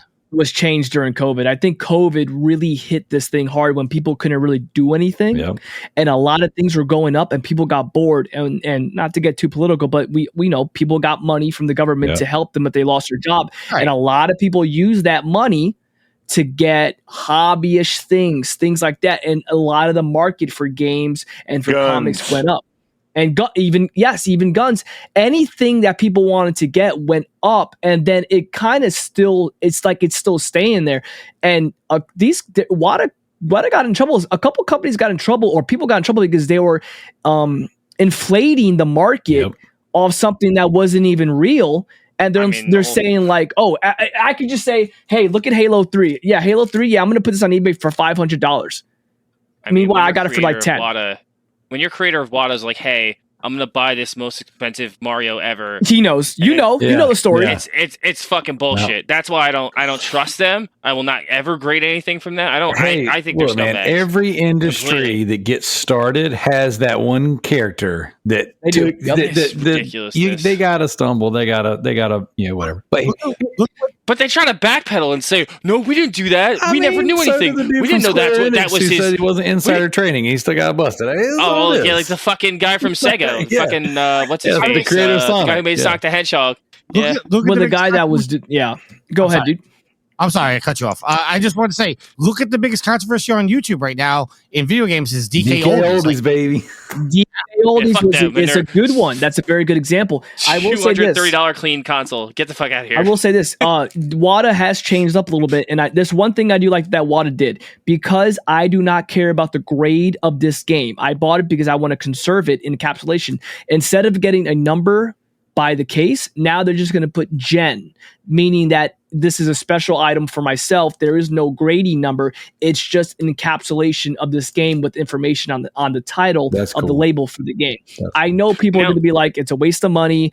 You could just do it yourself. I understand, but I like to look at professional. I like to have the information on the top when it came out, the name of the game, and stuff like that. That's all. But now, instead of putting a number there, like, oh God, it's only a 7, it just says gen. So it's just an encapsulation of my favorite game. Right. So now, is that like a different price for that? Like, how does that all Same work? price. It's not less, it's not more. So it's no less to get. It's ridiculous. That's yes, ridiculous. I think it should be at least $10 less. It's $50 to grade a game. If you're going to do a gen, which is not a great number, it should be at like 40. Wasn't it 75 during the pandemic to grade something? During the pandemic, everything goes up. They know people got the money, but it went down. All right, so let me ask this question, and this is a legit question, and this is for Macho. Say you send something off to be graded, okay, and it comes back internally you feel like this is at least worth a 9 because you know you're knowledgeable about the situation, you know what it should be graded, you feel like this is a solid 9, I'm going to get this graded. But then it sends out to be graded and it comes back and say it's only a 6 or a 7. Is there any kind of like appeals process with it to say, hey, I think the person that graded this was totally off base, I need this to be regraded by somebody different? Is that something that happens? I would say no. I don't know anything about any sort of process that you can send it back. You can send it back and say, well, just send it back like you did the first time and maybe press it out, maybe look at it yourself, open it up, look at it. No, this deserves to be a 9 instead of an 8. You can send it back, but there's no guarantee that it's going to come back what you want. And there's no process, there's no department where you can file a claim or dispute saying that I don't want this guy, because I don't even know who the person is. It could be a girl, it could be a guy. It doesn't really matter. I have no clue who's grading this. It's just they have their graders that are professionals that are going to grade my comic and give it the best. Yeah, exactly. Quotes. Right. They're going to give the best they can. What I do is look, dude, listen to this. People press their comics. I don't even press them, dude. I'm not that serious about the number. I just want to have the comic encapsulated. If I can get the comic for cheaper with a lower grade, I would do that if I just want the comic. Some people want the comic of their dreams, but at a 9.8. Right. If it's the comics of my dream, I will pay less and get a 6.0. Yep. I know that might sound psychotic to some people, but once it's encapsulated, what's the difference? I'm not reflipping it. I'm not opening it. I mean, that was kind of my point earlier. Is like it matters to what the value is to you. It doesn't matter what Joe Blow says it's worth. Like, to me, it's worth something. So that's why I hold it in such high esteem. I mean, look behind me. Like, I got a Zelda Hyrule Shield and Master Sword hanging up on the wall behind me. I paid roughly $300 for the set. But to me, because I'm a fan of the series, that means more to me than $300. So, you know, if I was to send that out and get graded, there's so many flaws with it. There's so many paint defects and stuff like that. But I don't give a shit. It hangs on my wall, and like I just look at it. Like I'm not inspecting it. So it matters. 100%.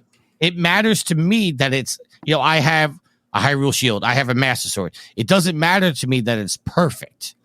Mm-hmm. I'm just a little disappointed in you that you don't have a Division 2 poster up somewhere. I know. You ain't a real fan. All right, so check it out. Hang on. I got one more question. Sorry. It's all right. Listen, that's why you brought me on the show, because I'm knowledgeable about the stuff, or at least I'm a good host. All right, so Macho, my other question to you is, the people you send it to, where do they get their expertise from? Like, where they created the standard. It's got to start. It. Well, I think Mr. TMT's want to go and elaborate on this one, because honestly, I'm probably going to say the same thing he's going to say. They're just dudes, man. There's nothing. I don't think there's anything special about what they do. They can say that they went to school for it in high school, and they went to college for it, and they went to the bathroom 3 times, took a left to the right, and they're going to grade it. I can only send it to the people that can do this for me, and I can only hope for the best that it comes back well encapsulated. Okay, cool.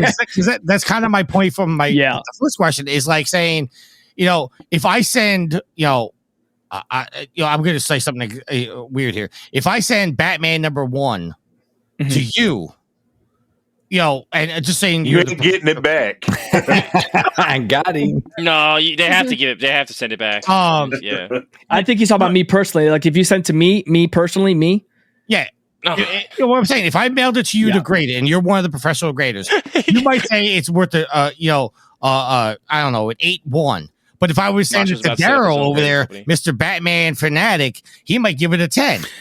So what I was going to jump in there and say, Tricky, is that happens. That is exactly how it works. Yeah. It, depending on the grader, depends on their opinion of the grade. The difference is 100%. Just like any other skill or trade, they're licensed to give that opinion. If you ever listen to the PlayStation Collectors podcast, they have various types of collectors on there, and they had guys on there who specialize in getting their games graded, and that's like their thing. And they had some guys come on there and say, yeah, like, so you go to WADA or CGC or whoever to get your gradings done.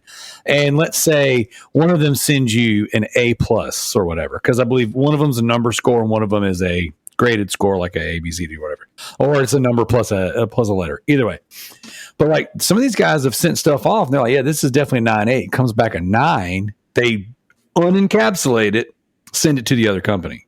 Paid the fee again to have a different grader. And then they did say that sometimes you would take it apart if, like, let's say I sent my Resident Evil 2, in there, and I'm like, here you go, baby, sealed Resident Evil 2. Let's do this. And they come back at a 9. I'm like, no, this is a 9.8. I can unencapsulate it, send it back, and just hope and pray that I got a different grader. Well, see that was the point I was trying to make, is the fact that, and no offense to anybody here, but I'm just saying, sending it to Macho or sending it to Daryl, sending it to Kalai, sending it to T, sending it to Joe, I could get 5 different scores. Right. Mm-hmm. And again, I'm no insult to anybody, but nobody on this show, myself included, is qualified enough to grade something like that.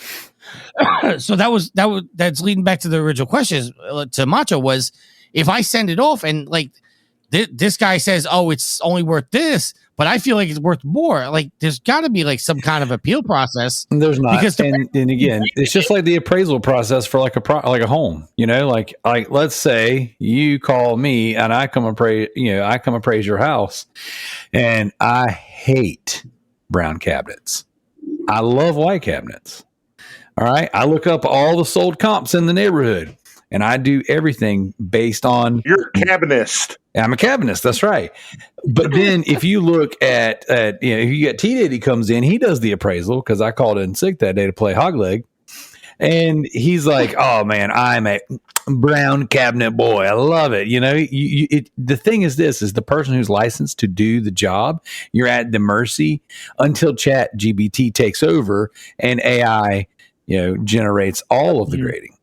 But the difference with you, Daryl, and I may be naive with this and just ignorant, but there's an industry standard based on professionals that do this stuff. When it comes to grading comics and video games and stuff like that, there's no industry standard. This is just some guy there in his is. mom's WADA is the standard. CGC WADA's been is around for a while, and WADA's gotten popular in the last few years, but they've been around for a long enough time that they've established standards. They know what they're doing. My point being is that they set the standards for themselves. Something like value in a house or value in a car of what it's worth. There are thousands of people that are in that industry doing this. This is 2 companies you're talking about that set the standards for themselves to say this is worth this and this is worth that. Where if I was to have my home appraised, Daryl could come along, like he said, white cabinet, and say, no, your house is only worth $250,000, but the brown cabinet guy says it's $300,000. Well, there's a whole market out there that says what. Well, to be fair, they were white, so they have less value. But there's a whole industry standard out there that says what a house of this caliber has. Like my mother owns a house. She bought her house for I think it was like $200,000. The second she put a deck on it, she spent $10,000 put a deck on it. Now her house is worth $250,000 because it's industry standard on what a house with a deck is compared to a house without a deck. Well, then, and that's what the only solution is to then create your own grading company and then challenge the industry standard, because that's essentially how the market grows. The bigger the market gets, the more competitors are in there. Now it's like, well, I'm Mr. Wada, and I'm like, I got a pretty loose standard, but I am the standard because I'm the only dog in town. Well, then when Macho Man's grading company comes up and they said, we're going to challenge Resident Daryl's standard. Now we're going to be, instead of $50, we're going to do $45. We're going to do the same 5-point inspection. We're going to have premium grading products, and we're going to institute a appeals process where if you feel like you've been unfairly graded because maybe you sent in Hogwarts Legacy and I am offended by having to grade that copy, maybe we can appeal your grading process. So Daryl, you just hit it, and I'll tell you right now, you never know who's having a bad day that's going to take your comic or game. Right. They are a human being. Now, I'm not defending them. I'm just saying the truth. They could be having a bad day. They could be pissed off. They can hate the Punisher. They can think he's too violent. They can not like that this comic went this way. Oh, this is perfectly a 9.5. I'm going to give this guy a 9. Yeah. You don't know, and I think you're looking for an answer that no one is going to be able to give you because we don't know. You can only hope. You can only hope that this person is going to do the best they can. Now, don't get me wrong. Like, I can send my comic, get a hope for a 9.8. This is a personal thing. If I go in and I send it in for a 9.8 and it comes back a 9.6, I'm doing backflips, jumping and yelling, screaming in a good way. Not because I'm upset. And I'll take that 9.6. Okay, but to be clear, I'm not looking for an answer, but you kind of made my point. Is like the guy grading it could just be having a bad day. Or to what Daryl says, I send him my copy of Hogwarts, but because this guy thinks that nobody should have bought Hogwarts, he rates it lower because Hogwarts to him isn't worth shit. Yep. I just want to say one thing real quick and get this in here.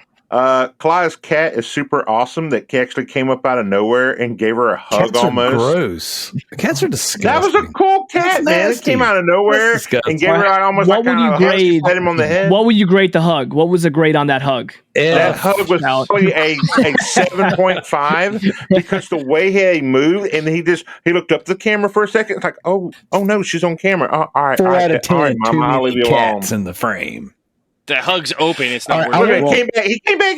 I want to. Yeah, I'll end it. If you want me to end it, I can kind of just end it with my thing here. I'll just make it real quick. There's two sides to this market. My side is I'm going to grade it because I wanted to keep it because it's special to me, because it's history to me. And if it's like the first appearance of Captain America in a 4.0 and it's cheaper, I'll take it over a 9.8 because I just want the comic. I just want Captain America's first appearance because it's a special comic. Then there's the other guy that wants the Captain America and the 9.8 to flip it. I'm not the business guy. I'm just a dude that likes comics, that likes video games, and there's special ones out there that I want to So you're Bart Simpson, Martin, and Milhouse when they all got what was it? The comic book together, Radioactive Man #1. Yeah, he's radioactive. So I will say, dude, Three Men in a Comic is my favorite Simpsons episode of all time. That's good. By the way. I will say that I am very easy going with it, but like I'll make it quick. It's a gamble, dude. It's a gamble. If you think you have a good comic and you want to get encapsulated, you never know what you're going to get. There's a good chance you'll know because you in the experience of you looking at comics over years, you can tell the condition of it. You can do your research, you can do your homework, and most likely it will get that grade you think it is. Flatten it out, press it, clean it, send it in, hope for the best. If you don't get it, it's not the end of the world. But like I said, I'm the guy that just wants to collect, that appreciates the art, appreciates the games and the comics. And that's my stance on it. I think that's dope. And I'm so glad you're here tonight because having the conversation and seeing the angle that you've taken, I've only been exposed to the resale angle of things because I sell on eBay and I have people hit me up all the time because I have a large amount of sealed games. I don't sell all of my sealed games, but I sell them semi-regular. And you do have a copy of The Killer is Dead, the collector's edition. Right. Yes. But the problem, Daryl, you're a real one, dude. Like you're legit, man. I've seen the clips of you going to your YouTube, your video going around. That is the art of a good guy, like celebrating his hobby, and I can appreciate that. I appreciate that. That's awesome. I love it. But see, but that's the thing is like I'll have these guys, so I'll get 2-3 copies of something, and I'll put some on the eBay store. I got to make sure that I'm paying for the hobby, or my wife will get mad. So, but I have these guys who are like, oh, I want this. Let me get this sealed copy of this from you, and I send it to them, and then they immediately, oh, I want a refund. This has been resealed, or this corner is whatever. I'm like, bro, I sent you pictures of it. Like I put in the description. See the pictures, like if something's torn, if the seal is torn, like I don't seek out the perfect sealed case. I just get what I get, And the thing is, if the seal is torn, she's not right for you. Zinger. But see, and the thing is this, it never fails. There's one guy in particular. I'm not going to name drop him here as far as his eBay handle goes, but when I see him, I'm like immediately, I'm like, no, you can't buy from me because he sent stuff back to me. And it's like, I bought 3 or 4 sealed copies of Call of Duty Advanced Warfare on Xbox 360. They still have the Xbox 360, You know what I'm saying? The green and white wrapper. That you know for sure for a that fact is they're sealed. not rewrapped. not Correct. resealed. Okay. And he bought one from me and he sent it back. Was like, oh, this has been rewrapped. I'm like, no, it's not, man. Like, I have the receipts. Whatever. Doesn't matter. I don't. My store says no returns, but realistically, if something's wrong, you know what I'm saying? Like, just shoot me a message. I'll do right by you. And I told him, I said, hey, man, you can send it back. As soon as you send it back, I'll give you full refund. So, anyways, I immediately get it in from the mail. I turn around and relist it. Sold it immediately. No big deal. I had 3 copies now. So then a couple of weeks later or whatever, I'm doing another big, large listing, and I put another copy on. The dude immediately hits me up. And what he's doing is I looked at his store, and he goes and he buys sealed games. He sends them off, gets them graded, and then he marks them up. Like, he's got every single Call of Duty sealed and graded, and he wants $1,000 a piece for them.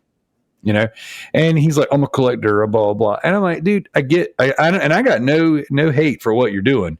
If you want to get into the graded gaming space and you want to get that major markup and you're going to be the guy that helps make that sustainable, whatever, that's not my space. But immediately I was like, nah, I'm not selling to you.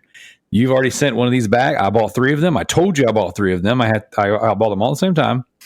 And I'm not, I was like, I'm not doing it. And so there's a couple of guys out there that when I see their names pop up, I'm like, nah, man, we don't do that here. Like, I want to provide video games, at a reasonable price to where people get a deal buying from me and I'm still making a couple dollars so I can go buy more. And I want to make sure that I'm building my collection. That's my goal. I'm not out there trying to get rich off this. I'm not trying to live off eBay. I'm not one of those guys, but I'm just like, hey, I buy a bunch of stuff. I make sure I've got a copy, and then a copy goes in the store. And then if I've got another copy, which tends to happen, I take it to my favorite local video game store and I trade it in there and I buy more video games with them. And it's like a cycle of just everybody's getting games. It's good stuff. Mm-hmm. So anyways, Mancho, I'm glad to have you here tonight. I'm really excited. Guys, I thought it was a cool conversation. And because of this, I think you might have swayed me on the graded games aspect. I think I might need a couple in my collection. And my kid's karate sensei, he grades comics like crazy. Like, he's all about it. Every time a new run comes out, full cover, something cool, he sends it off. He's got a wall in his comic store. Bow to your sensei. That's right. Show me your comic. Bow to your sensei. Bow to your sensei. Break the wrist. Well, real quick, which one would you want to get graded if you had the choice to do one, like the very first one you want to send out? I would send off the complete Batman Who Laughs run. I've got, I think I've got cover A, B, and C of every issue. So I refer to games. Any games? Games wise, I'd probably send off the first 3 Resident Evil games. Both solid. Both. I mean, that comic, that laughs, that's a good one. Yeah. And Resident Evil 2 is yes, that's my favorite game of all time. A+ in my book. So Batman Who Laughs, the Grim Knight, I think it's issue 5. It's the Batman, the Punisher Batman with his back towards the thing, guns everywhere. That would be a graded comic for me. That would be, if I do it. That's a wall comic right there. That's amazing. So awesome. All right, now this has been a fun and interesting conversation. So before we go into the next topic, I want to give Kalai an out. Are you in or are you out? I am in. As long as I think we can get it done by midnight, so I'm good. All right. Okay. So, hold on, Daryl. Before you go into that, I have to ask because you are a music guy, and I feel like this is a different panel to answer this question. I put this on Facebook, and a lot of people have given me shit over it. So, you guys all heard the Sum 41 is breaking up, correct? Unfortunately, yes. They should not be breaking up at this stage in their career. They should just stay together and not play shows, but whatever. Okay. I did not know that, by the way. They are breaking up for sure? Yes. They're doing a farewell tour. Okay. Oh, man. So, I asked this question only because it just dawned on me because I watched the video. Derek Whibley, the lead singer of Sum 41, would he not be a good replacement for Chester in Linkin Park? He will never be He will never be replaced. Hold on a second. I'm not saying. Let me be clear. I'm not saying Chester can be replaced. But what I'm saying is, if Linkin Park wanted a new lead singer to replace Chester, would not Derek Whibley be a good replacement? He's done a couple of covers a few times with with Linkin Park. So maybe yes. But the thing is that would the fans accept him? Because the fact is, even though he did a couple of covers and he has worked with Linkin Park since the death or the untimely accidents that happened to Chester. What I feel is you don't want to sound exactly like the guy who does the actual music. It's like, who the hell could ever replace Lane from Alice in Chains? Regardless if you sounded like Lane, the only people who can get away with that are the people who basically defame Journey when you have the little Hawaiian jumping around all the time pretending to be Steve Perry. There's only one Steve Perry who has a built-in auto-tuner in his voice. I think from a musician standpoint, and someone who did swap booyah, someone who has had 3 vocalists, like be the front man of his band. I think if you're going to replace your vocalist, it needs to go so far in the opposite direction of what you already had. It can't be close because it's always going to be compared. So, and that can make or break it for your fans. Every time we lost a vocalist, we lost. It was like a 50% of our fan base would just dissipate because, I mean, let's face it, most of them are there for me, but like the vocalist is usually, what I'm saying, the one everybody's after. And when we lost our first vocalist, his name was we called him Toy. His last name was Toy. Is it Justin Toy? And we had Justin Joy was our other guitar player. So when Toy left, like we lost. We lost a lot of the ladies. Like he brought the appeal to the front man position for our band, and we lost a lot, man. And he could sing and he could scream, and he was super energetic on stage, and he was just he was awesome. But then we replaced him with Mike Honcho. Honcho was the man when it comes to metal and metalcore. Honcho was the front man. Like he was just amazing. His stage presence, his range, he was awesome, but he could not sing well. So we had to kind of like change a lot of our stuff, and it forced us to change our sound. So by changing the front man, our band changed. We leaned more into the metalcore, and it was better for us. So the fan base that we gained and the momentum that we built was way different. It took us out of the bar scene and put us more in the metal scene, which is really awesome. Then when Honcho left and Trey became our front man, his range was so much lower, and so he had such a more guttural sound that we changed we went from 6 strings to 7 strings. We dropped from C to A, and we just started playing chunkier, beefier music. So we changed as a band again. And again, that brought a whole different fan base. And so when I see bands that they try to replace their vocalist with someone who's similar, like albeit they might write some good songs, but Three Days Grace is an example. You're never going to replace Adam. So if you're going to stay a band, you need to do something different. And the guy they have, he tries, and I've seen him live. I watched their stuff. I just don't think it's good. You look at Killswitch Engage. Killswitch Engage, when they lost Jesse, they went. I don't know. I like Howard better. I'm a Howard person. I grew up listening to Howard. That's way different. I like Howard. Yeah, I thought Howard was always the main singer. When I got into when I was in high school, when I started listening to End of Heartache, I always thought that Howard was the main guy the whole time. I didn't even know Jesse existed. Yeah. That's how good he was. And he stayed for about 4 albums. Yes, and then Jesse came back. Yep. But you see the difference though. That's like those are 2 totally different styles. Yeah, that's rare though. Yeah, that's Daryl, I hear what you're saying. Singer after. Daryl, I hear what you're saying, and I somewhat agree with what you're saying, but my argument is that with now I forgot his name again, the lead singer. It doesn't matter. Some 41 guy. With Derek Wembley? With Derek coming into Linkin Park, if you change the vocalist so much, you can't play any of the back catalog that made Linkin Park success to what it was. They don't play that anyway, Tricky, because they hate their fans. No, guys, it's not a hate your fans thing. It's a I hate those songs thing. It gets to the point where you look at that set list every night and you're like, I would rather freaking jump off a building than play Let's Start a Riot for the 4 millionth time. Like, we looked at our set list, and as a band, we played for 6.5 years, over 300 plus shows, right? And we never took off time to write in a full album and then then tour the album, and then write a full album. We never went away. We played every weekend, sometimes 2 and 3 times a week, all while maintaining full jobs. Bro, there's some nights where I get on stage and I'm like, I don't freaking want to play half these songs. I got to play 6 songs tonight, and 3 out of the 6 of them, I'm like, I could literally go the rest of my life without ever playing this again. So, well, I get that too, but you have to. While you have to have new music and have people play the hits more, you have to go back and play those classic songs. oh, I get it, but again, and that is the benefit too of making the change. Sometimes, But you don't though. What I'm Then saying, people are like, oh, what I'm I saying evolved. is, The band evolved. We don't play this anymore. if you're That's our going, excuse. if you're going to play, We if you're, evolved, Tricky. if you're gonna play, Faint, or you're gonna play, Crawling, or you're gonna, in the end, Yeah. you need that voice to play those those parts, and that's why I think he would be a good fit. And then They don't need anybody. forward, Have you seen them live? why do you hate on everything? here's though? what you do. No, they don't. No, did you watch the video of them when they just played in California and the crowd sang whole- so yeah. loud and passionately that they filled the gap of they sang the whole in the end where it was like They you could played actually all hear Chester's it, parts for him. all of it. No, that's good, and like that's emotional. I mean, I got to Yeah. be real. Like, Yeah.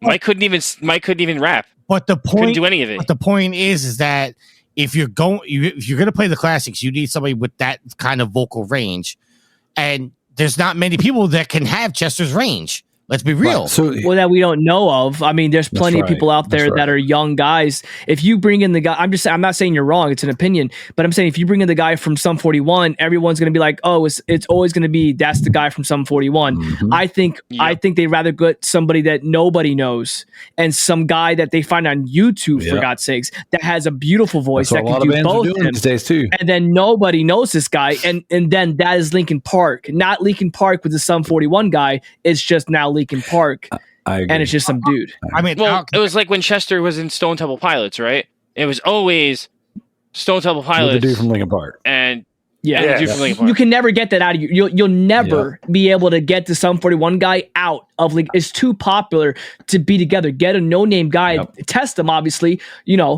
but Plus, all they're Did going to anybody- ever ask him yeah. about is Avril Lavigne. Like, hey, man, what was it like banging Avril Lavigne?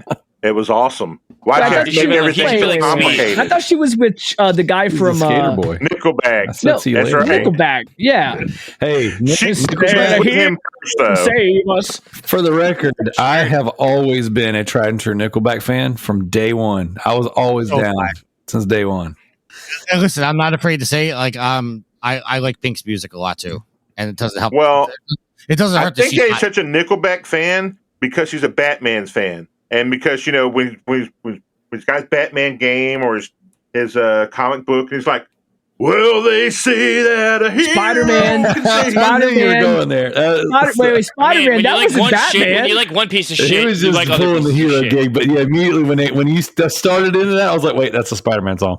That's Spider-Man. Spider-Man. Wait, you must be talking about Seal, Yeah. Kissed by a Rose. Oh my god, dude, that song! Remember that one? Yeah, that's from Song Batman. slaps. Song Bro, slaps. Listen we to were that listening day. to I love that Seal, song. "Kiss from a Rose" while sitting in the Burger King parking lot trying to get our little iced cups with Mr. Freeze and Batman on it so we can put them in our You mean the freezer. McDonald's cups? You guys Oh remember? my goodness. You guys remember 15 years ago the cheapest contest series ever, right?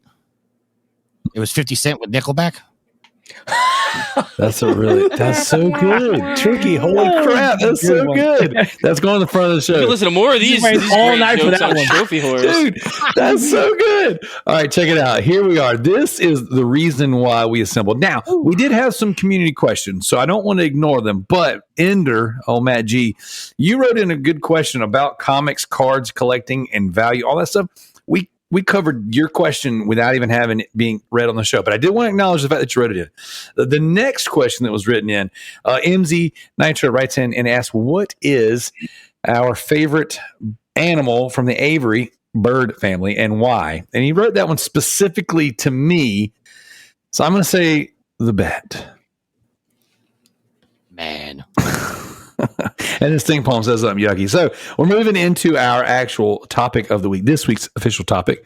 And oh, not about this too. Tonight, okay, we're going to get into some fun stuff. So, Macho, I know the rest of the crew is up to speed. Are you up to speed with what's going on with Xbox and the infamous interview that Phil Spencer just gave with Kinda Funny? Yes. Okay. I'm familiar with the shambles that Xbox is currently in. Yes. The Redfall shambles Yes. that happened. Yes. The UK blockage Yes. that has happened. And the interview where this guy should not have said too much. He said a lot. So I will let you guys go ahead and I will see what happens here. Hell, just for reference, I don't know that I'll be able to play over Zencaster, but I do have that entire beat recorded if you want me to play it. No, so what I'm going to do in post is I am going to add clips from that because I thought that was, and I'll go around the panel and ask everyone's opinion, starting with our resident Game Pass fan, Kalai. I thought that Phil Spencer gave the best interview from a man in his power, his position that I've ever heard. It really did feel like I'm a dude who just took a couple shots to the chin, maybe one to the sack. I got some black eyes, and I'm just going to be real with you. We're hurting right now. And he gave such a candid interview. Now, I have no love for the Kinda Funny crew. They have said in very, very clear terms they don't want my kind around. But I got to give it to them. Those dudes they really have built their Xbox brand, and having Phil come on there and have the conversation he did, and them having Paris Lilly be a part of it. I listened to him on Gamertag Radio for years and years and years. And they did ask some hard-hitting questions. They didn't ask all the hard-hitting questions, but they did ask straight up, like, what is going on over here? And the things that were said were mind-blowing. Guys, I've listened to that interview 4 times now. Like, I've listened to the 42-minute interview 4 times now since it happened. Just kind of wrapping my mind around what's being said. Because I've been sitting here in my position of PlayStation privilege for so long. And I've been saying to you guys, now you guys, not the panel, because you guys all listen to me, except for Clash. She's one of them.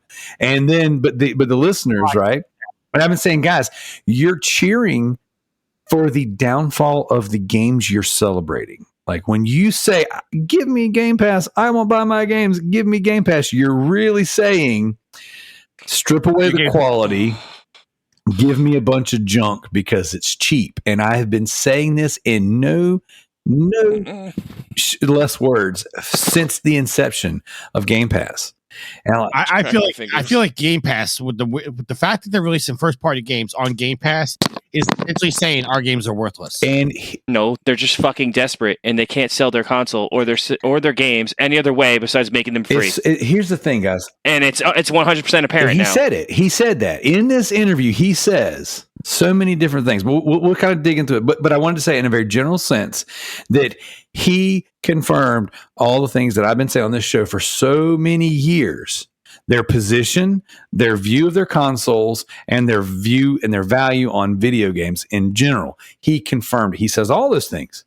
So, starting with Kalai, I know most everyone's opinion, but we're going to go around. Starting with Kalai, you watched it. You did say it was very boring. It did try to put you to sleep. But how do you feel about the current state of Xbox first party and his interview? So I'm not a big fan of interviews because a lot of times interviews, you're just asking questions and they're just giving answers. To me, when I listen to something like that, I want engagement. I want a conversation. So I was a little bored, but I do like what he was saying. I mean, they are number 3 in the console place, which is fine. He said, very importantly, he acquired all of these studios and didn't pay enough attention to them. These studios got a lot of money and didn't know what to do. They shouldn't be turning out trash. They should be coming out with their triple games that Xbox needs to really start being in this market, first of all. That being said, Redfall is a Bethesda game. So a Bethesda game coming out so buggy, it's funny. It's sad, but that happens with every Bethesda game. It doesn't really surprise me. You know, and he hit the nail on the head. They came out and said 60 frames per second, and it wasn't coming out at 60 frames per second, and they got to be more transparent. Xbox is, Xbox was fantastic in the 360. That's why I fell in love with the Xbox, and I fell in love with the Halo because of the co-op nature of being able to play. Me and my husband played all of the Halos, and we love that. And that's what I expect. When it comes to gaming, I expect Sony to pump out fantastic first-party games. I expect Nintendo to pump out Zelda, my Marios. And I expect Xbox to come out with these co-op games, and they're failing to deliver. Halo 5. I was excited for Halo. It took a year for them to bring out that multiplayer campaign. I still have not played the multiplayer game, and I still have not beat Halo. So Xbox does need to step up. Now, them having this real conversation as a person made me feel that as an Xbox gamer, I am seen. I personally do like what they're doing with Game Pass. I know you guys feel that it's bringing down the industry. But you know what else is bringing down the industry? And I know Tricky agrees with me. Those second-party games that they sell on GameStop and that they're selling on eBay. So they're trying to find another way to make that money. That being said, there are some really good games on Game Pass, like High on Life. I played that game and liked it. You're saying that these games that are free are terrible. MLB comes to Game Pass. They don't make that game. Yeah, they don't make that's a Sony game. I know, but Xbox Game Pass isn't just about their games; it's about everything that's on the series. But they system. buy all that stuff. Okay. The only reason it exists is because they have to buy everything to compete. Can I? That's true. Can I don't want to cut you off, Clyde, but I just want to make a point of what you something that was said. Phil Spencer said that they're third place in the console wars. I think it's a fair argument to say that they put themselves there. Correct. Because absolutely. The second they started trying to sell to say our games are also coming to PC, every game that we make is also coming to PC.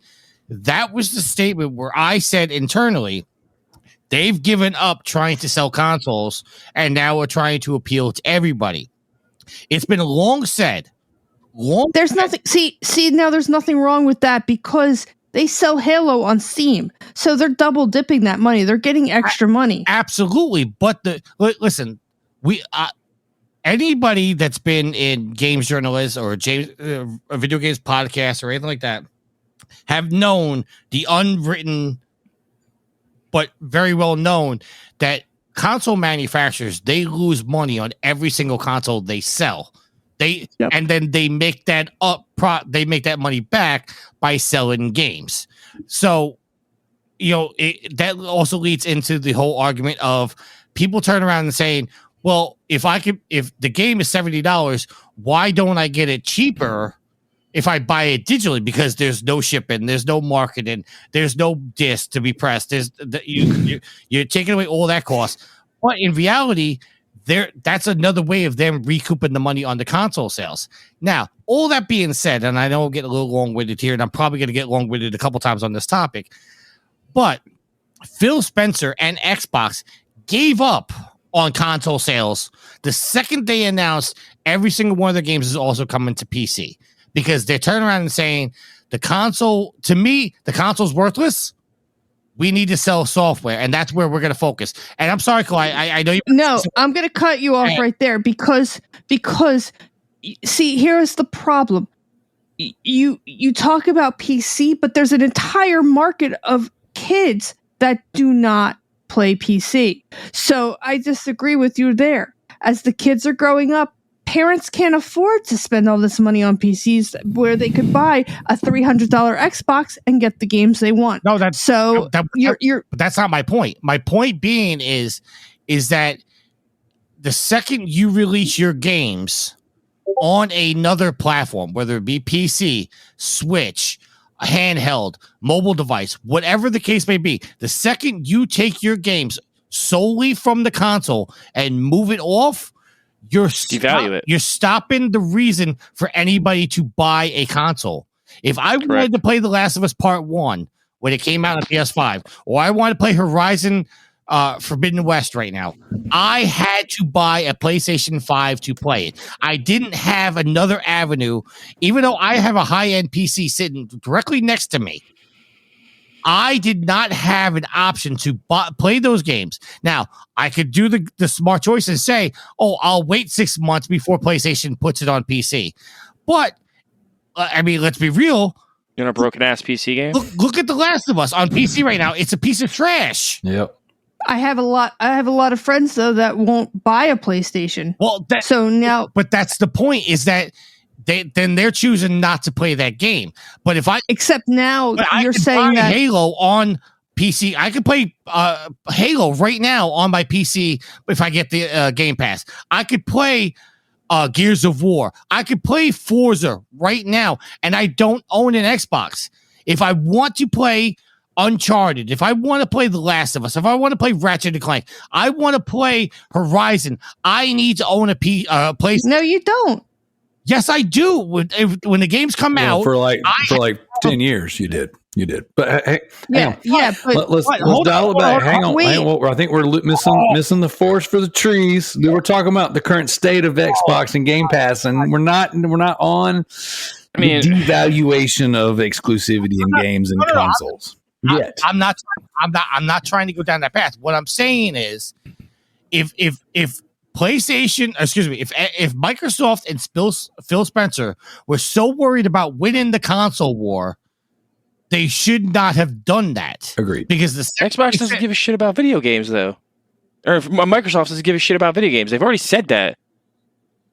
This is fuck money for them. They don't care. Let's dial it back, because we're jumping ahead. There are a handful of things to get to. Can I make one more point real quick, please? This is Kalai's time. You can make your point. Hang tight. I'm gonna have to ask you to simmer down now. Kalai was telling us her perspective on the current state of her beloved Xbox, and you went for the jugular on why exclusives do and don't matter. So I'm going to ask Kalai to finish, and we will get there. This I promise. Yes, Kalai. I apologize. Now, the other thing I like about Xbox Game Pass is it does embrace the philosophy that I feel that Xbox is for multiplayer games. I have a good friend. His name is Dice. Some people know him. And he's a good guy. Yeah. Yeah. The other, I haven't talked to him in a while since I left my last job. He called me up. He's like, let's play a game together. And we both have Game Pass. So I picked up and started playing Outriders with him. I got to sit and shoot the breeze and play. 10 years ago, it would be like, oh, who's going to buy that game? Who's going to get that game? I want to play this game. And there's been so many. You're making this point. Sorry, he's having a stroke. But yes, you are correct. It has made it easier for you. But yes. But there's so many times I have bought games on other systems to play with people, and they won't play with me, Joe. Dude, I get that. So at least with Game Pass, I don't have to. At least with Game Pass, I don't feel like I have to buy a game and waste money. If I could play with my friends, I could play Horizon with my friends. Because me, I don't want to. I'm not going to pay $70 for Horizon.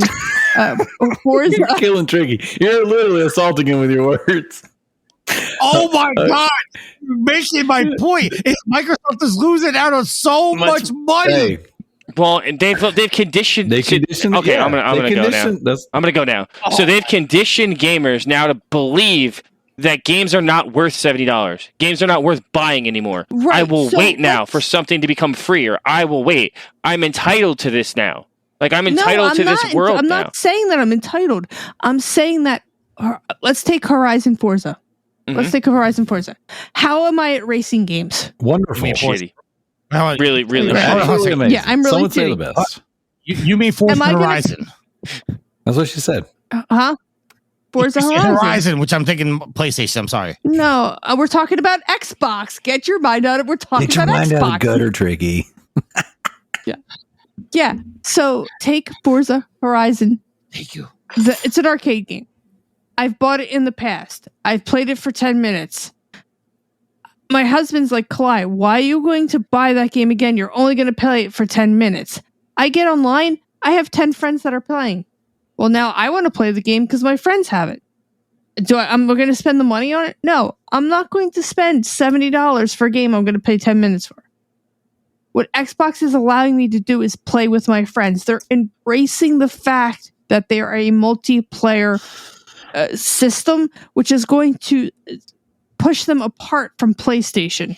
PlayStation is a single player system. Xbox is a multiplayer system. Oh, I'm gonna stop you there. So, who has the largest Call of Duty fan base? Just who has the largest Call of Duty fan base? Is it PlayStation or Xbox? It's PlayStation. It'd be PlayStation. Well, not after they buy it. Also Fortnite.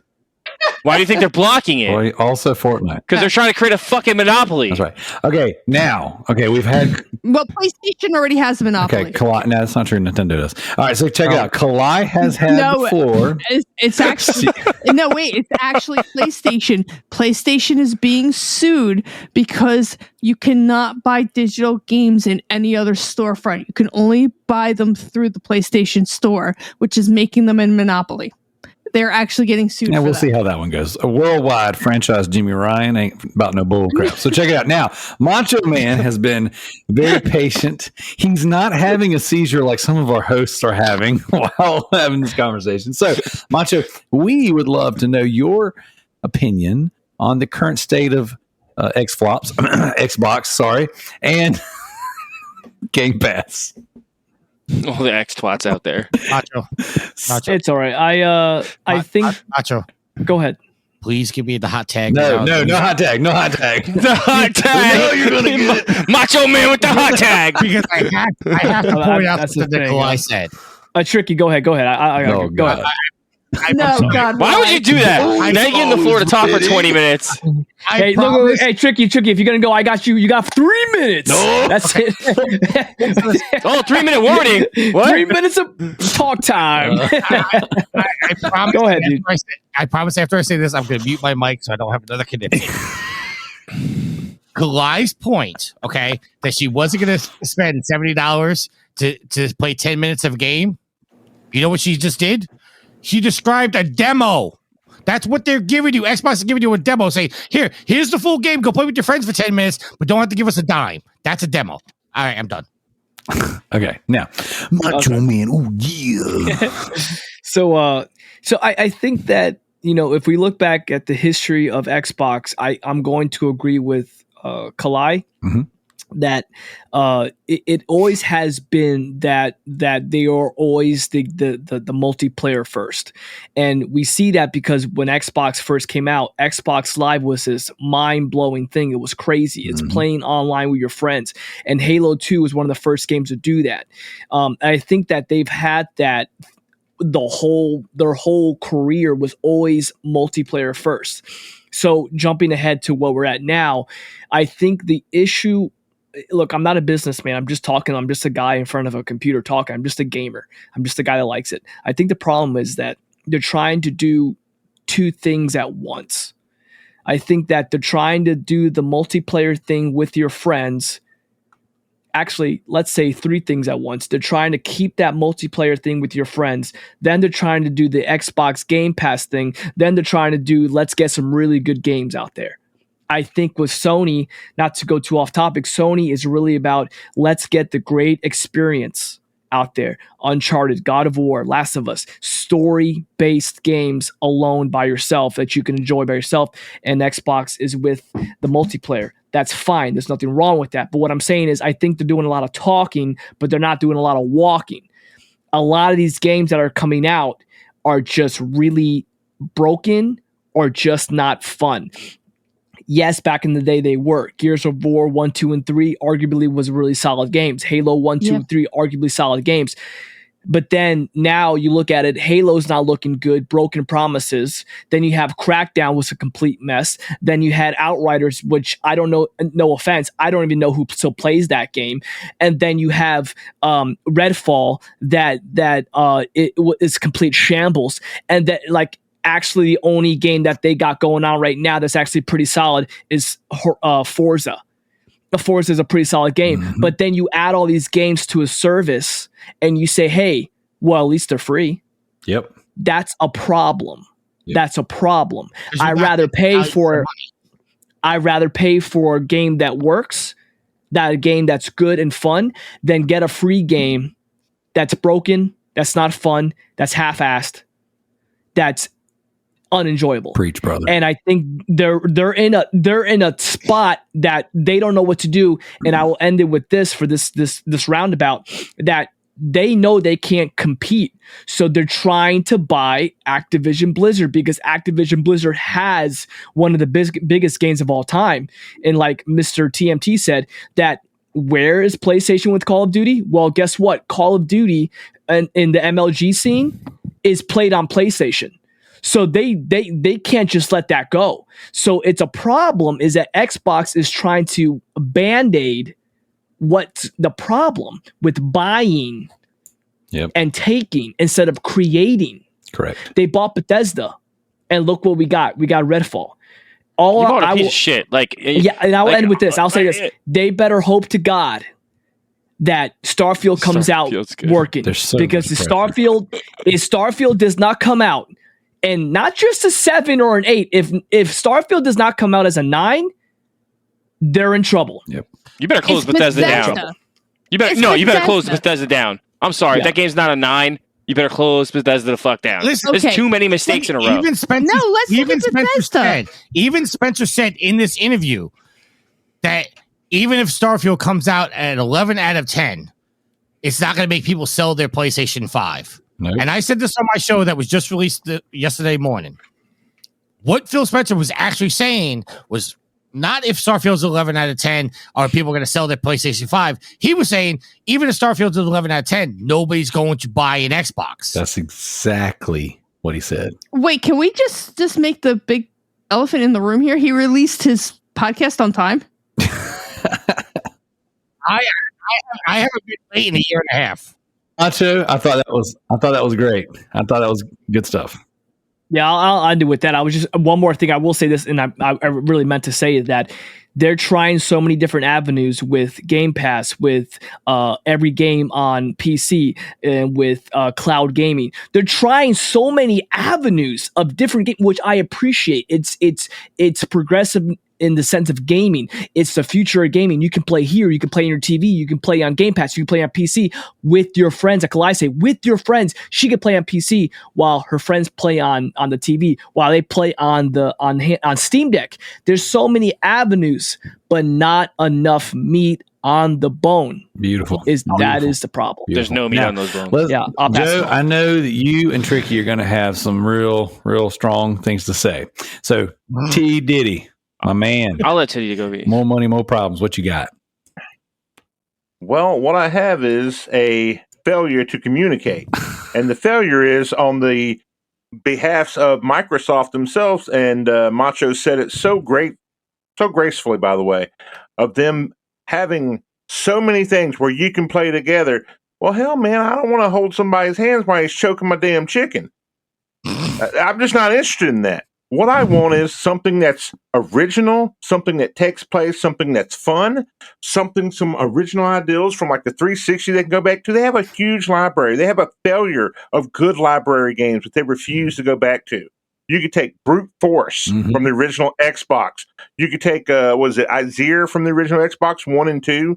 They also have. I'll take a cameo at this point, bro. Like, that's how bad it is right now. That's how bad it is. Just don't make a good Battletoads game. Dude, how do you screw that up? How did that Battletoads game? Nobody talks about how bad that Battletoads game is, but that Battletoads game fucking terrible. Is abysmal. That is a slap in the face to anybody who ever played those Battletoads games. I still have the original Double Dragon arcade game for my Xbox 360 that I've transferred. Well, I don't know if I've transferred it over to my Xbox X series. But I still have that game in my Gamers Pass, along with the original Joust, along with the original Pac-Man, Miss Pac-Man. I mean, I have a ton of classic games for the Xbox 360, and I have an affinity for it. But just like I said, once Xbox told me to my face, well, if you can't afford to play online, well, I guess you poor people can go fuck yourselves. The Xbox 360. And if you don't want to be DRM'd online all the time. In that defense, we had a completely different CEO that wasn't Phil. Phil came every back, time came someone says that, guess who had a seat at that table? Phil Spencer. He didn't come out of nowhere. He was on the board there.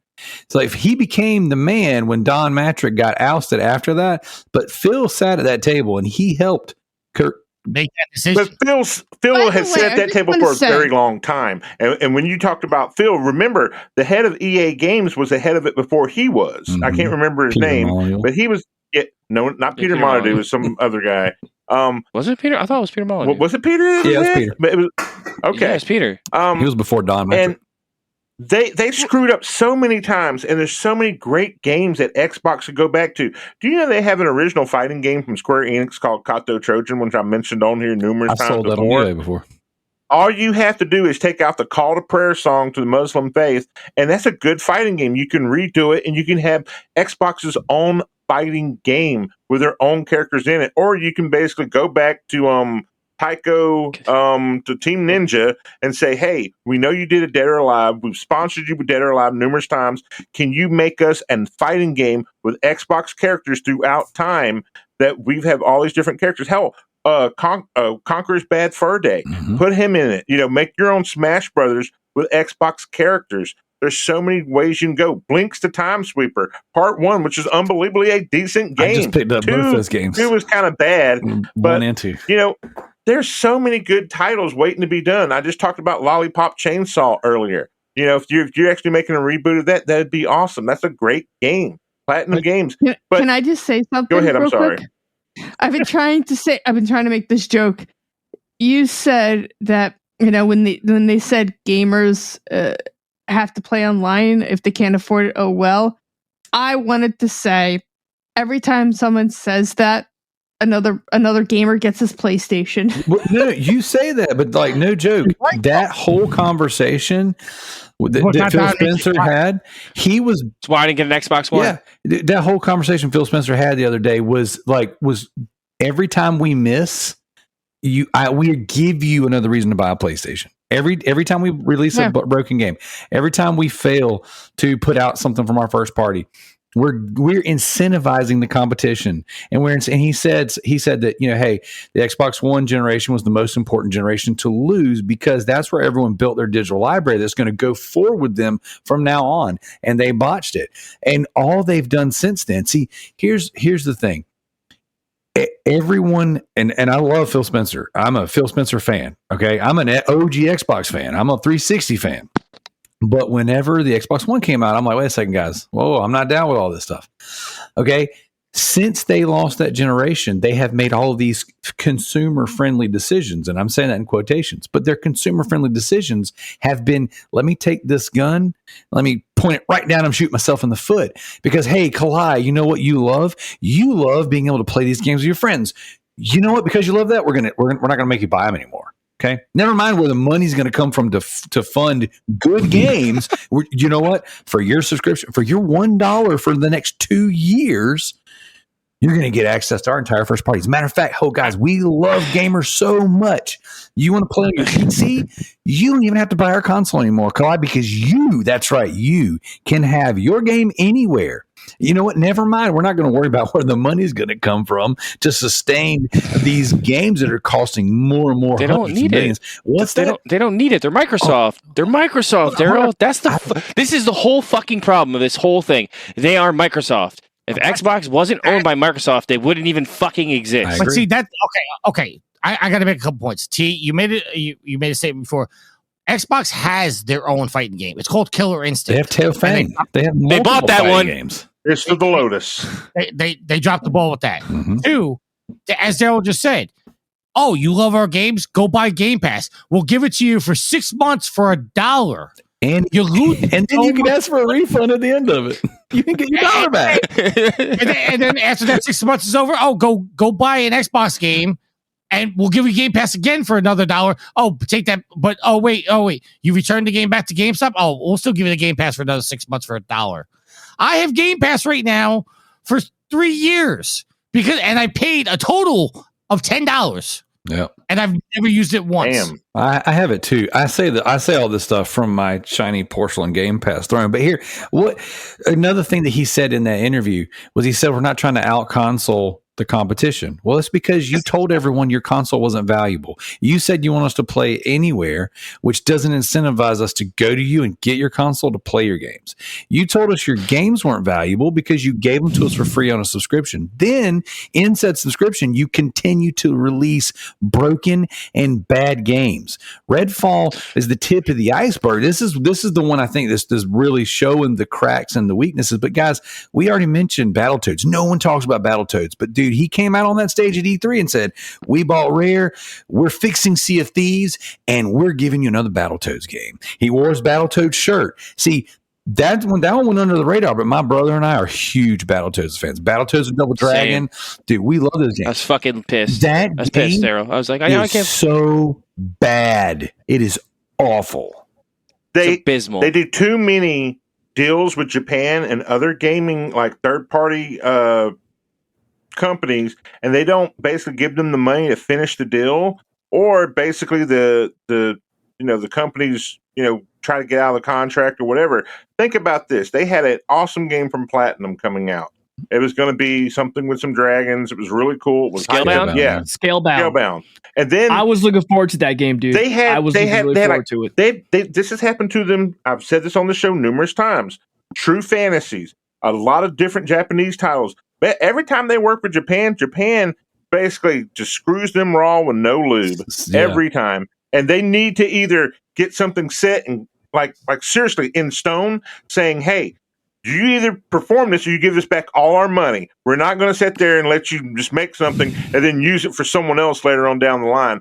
But another game they should bring back that would just be hard. And they said they're not doing any more backwards compatible games. Okay, well, if you're not going to make it backwards compatible, then just make Jet Set Radio Future available now. They're making a new one. They are going to make one? They're making another Jet Set Radio right now. Sega's making one right now. Who knows what's Is it for the Xbox exclusively only? No, Sega is making one. It's not for the Xbox. Okay, so it's not Future, though. It's not because Future had a great soundtrack. And when you talked about making a new game, I don't know what it's for, but I don't think it's for Xbox. Because why would you put anything on there? Well, so that's another thing. That's why they keep losing these games with Square Enix and stuff. Like, why would you? If you're a publisher right now, and I got a couple of things on my notes here. I'm going to ask some questions. I want to ask you guys, just real good thinking exercises. But Macho Man, let's say you're a publisher. Let's say you make games. Okay. You have access to telemetry to see what sells on these platforms and what doesn't sell on these platforms, right? Would you make a game for a platform that incentivizes you not to buy games? Or would you make a game for a platform that incentivizes you to buy games? The business, obviously you're going to get the answer. The business answer is yes, I would. And that's the only answer that anyone should come out of their mouth is the business answer. This isn't a charity. This is a business. Right. So yes, if it's going to sell and we're going to get cold hard cash from it, $70, I'm going to go with those guys instead of rolling the dice on Game Pass. If you can even get on Game Pass. Yeah. If you can even get on Game Pass. Because not every game does. Okay. It's just, go ahead. No, I was gonna say but to further that point, look at what was it? Shadow of the Tomb Raider was the second Tomb Raider game that came out. No, Shadow was the third one. You had Rise was the second one. Right. Okay. So when Rise of the Tomb Raider was coming out, it was announced that it was going to get a year exclusivity with Microsoft, and you have to assume that Microsoft paid them a buttload of money to have that game exclusive for a year. But when you look at that whole conversation, right before that was announced, Square Enix came out and said that the original Tomb Raider was a failure, even though they sold 6 million copies of it. They said it was. Well, Square's fucking dumb. Yeah. Like they have dumb fucking sale expectations. Let's call a spade a spade, Tricky. They said that Avengers was a fucking failure. That one's on Square. They said the fucking Avengers was a failure, and look how many copies that sold. No, hold on. Well, my point is on that one though. And you're right. Square Enix is fucking idiots. But my point being is that if Square Enix turned around and said Tomb Raider was originally a failure, but then Microsoft came out and said, well, listen, we're going to give you a shitload of cash, just make your game exclusive for a year to us. That also incentivizes Square Enix to turn around and say, okay, you know what? We know our game is going to be on Game Pass, but we're going to make that money from money that Microsoft is giving us to make it exclusive for a year. And then after the year passes, when it releases on PlayStation, we're going to make a shitload of sales. So, Daryl, I appreciate your question, and it's an honest question. I appreciate the way you framed it, but these companies are given exclusives deals. Like how long did Microsoft have the exclusive rights to the first Call of Duty stuff? And then until the PS4. Right. And then once the PS4 came out and Sony made this strong comeback with the PS3 and outsold the 360, even though they were losing for most of the generation, Activision turned around and said, you know what? We're going to give exclusive rights to the PlayStation. I'm sure that paycheck was with the incentive. So I got right, and since that day, PlayStation has been the majority console for Call of Duty. So what you asked, Daryl, was a good question, but it's a loaded question because there's so many other factors involved in that. Right. And so, but keep that in your mind because with that loaded question comes a thinking exercise for the panel. You guys ready? Hold on, Daryl. I never got to say my piece, did I? Yeah, these guys never got to say their piece. I actually cut. I never got to say my piece. First of all, hold on. When my dude answers the question, he says we're number 3. Kalai, how does that make you feel as an Xbox gamer? I mean, it is what it is. There's always going to be a number 1. There's always going to be a number 2, and it's always going to be a number 3. When I want to play a game, I don't go, ooh, I'm going to play on the number 1 console. You do. You play on a PC. That's true. But so you just told me you didn't do that, but you do. Well, listen. It depends. Listen. It depends on my mood. Like, if I want to sit down and play a great game, like Ghost of Tsushima, I'm playing on the PlayStation. If I want to go hang out with my friends and talk junk and have fun, I'm playing on the PlayStation. And if I want to play a more sophisticated system, then I play my PC. Okay. So, how does that make you feel, Joe? How does Xbox make you feel right now? So, I mean, when your head leader or your spokesperson says, "Hey, we're number 3," like as an Xbox gamer, as people that listen to the XCast, I'd be fucking enraged. My dude keeps promising us all this shit, and they keep under-delivering every time. Oh, we're gonna see this game in 6 months. We're gonna have an exclusive every month for the next 6 months. Yeah, that didn't happen either. None. So if you go back to last June during that showcase in our Loot Bros Facebook group, look at the hate I was getting when I was getting. Yes, all the Xbox came running out saying, "Look at that new game to Game Pass once a month, bro." That didn't happen, and he admitted. He said the other day that you shouldn't believe anything I say at this point because it didn't happen. I don't believe anything they say. Can you name one successful game? No. Can you name one successful game on Xbox since Xbox Series X has been out? Can you name one? Can you freaking name one successful exclusive that has come out that has been good that has been raved about? Forza. I can name 5. Only thing. Forza. How many can you name on PlayStation? Since like 4, 5. Ghost of Tsushima. 11. Ghost of Tsushima. God of War, Last of Us. Yeah. God of War 1 and 2. Detroit Become Human. Yeah, that was a banger. That was a banger. I don't understand. Like it's like the game. Like the fanboys. Look, I love gaming, man, but look, you eventually you gotta tell the truth here, man. I can't name a freaking game. It sucks. That Xbox. I feel bad. I honestly feel bad. I feel fucking bad for them because I feel like you were sold a promise and a dream, and you're never gonna get what you paid for ever. My problem with what Phil Spencer said about being third in the consoles was not that he said they were third in the consoles. It's the defeatist attitude he had when he said it. Mm-hmm. It was like, we're third in consoles, and he sounded defeated, like he had no fight in him, like saying this is not. It didn't come across like we're third in consoles, but this is not where we want to be. No, it was we're third in consoles, and we just have to accept. He followed it up with that line where because other companies do things in the industry that make it harder for us. Like he said, we're third because it's unfair.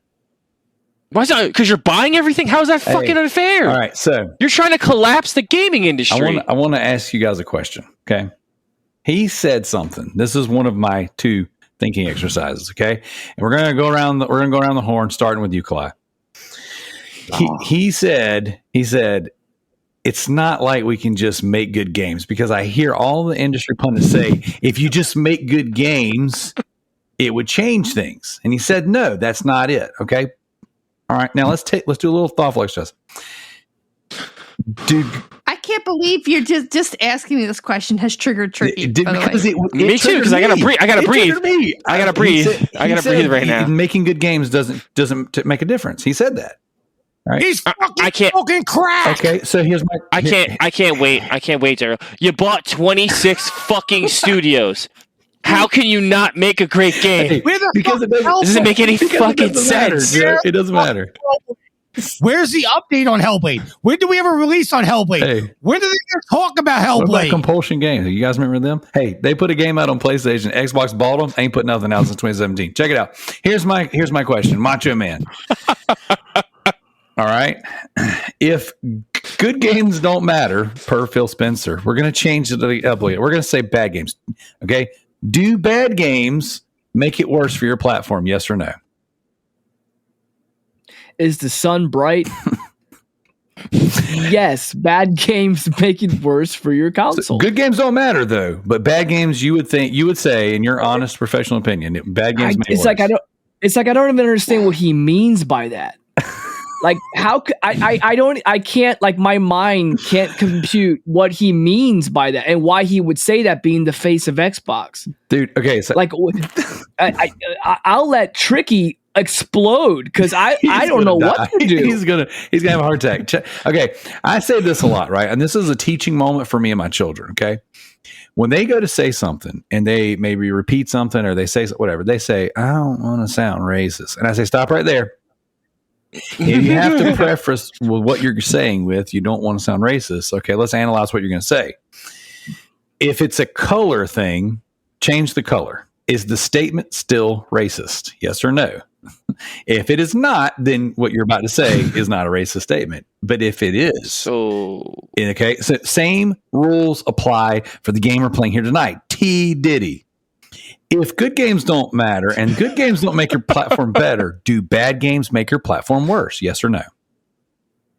That's a more complicated and it's a gray area. And I'm going to say why it's a gray area, because I think Phil basically did some type of drugs before he did that interview because he was checked out like he wanted to be fired. I've never seen a man more defeated, and it felt like, you know, he needed to be punished. In other words, he went to like some dominatrix after the interview and she just got the whips out and just whipped him for a while because he felt like he needed to be punished for his failures, and he knows those failures are squarely on his. That's right. On his watch. It's not on anybody else's watch. That's on him. This ain't dominatrix a game anymore, baby. That's correct. It's his bullshit. And look, Phil's a good-looking dude, man, so he can get away with a lot of bullshit. He's a good-looking dude, all right? Let's give it up to Phil. Come on, he's a good-looking dude. He can do what he wants. Hey, he's aging hard right now.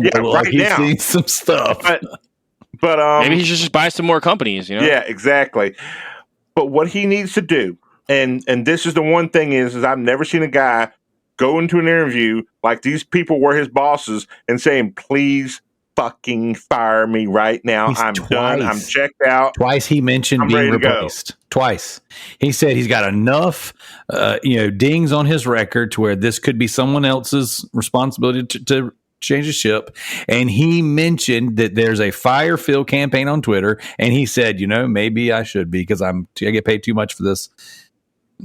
I'm sure he has a good buyout clause where he basically is going to walk away with a he's shitload fine of money forever. But I mean, doesn't change. They should just give him an Xbox. That's what they should give him. Go play you guys. Here, you have the golden Game Pass. All right, Kalai, I'm going to ask you a question. If good games don't make your platform better, do bad games make your platform worse? Yes or no? I feel that games, if a game is good or bad, is in the eye of the beholder. And the reason why I'm saying this is because just because PlayStation puts out a game and people think it's bad, I think it's good. And one of the examples is High on Life. I loved High on Life. People didn't like that game because the guns talked too much and they felt they were annoying. I didn't care. I laughed throughout the entire thing. I beat the game. So that, I think, is kind of a loaded question. Now I'm going to take it to the PlayStation side. Tricky loved The Last of Us Part 2. I did not like The Last of Us Part 2 because I did not like the ending. I didn't like they do with the character.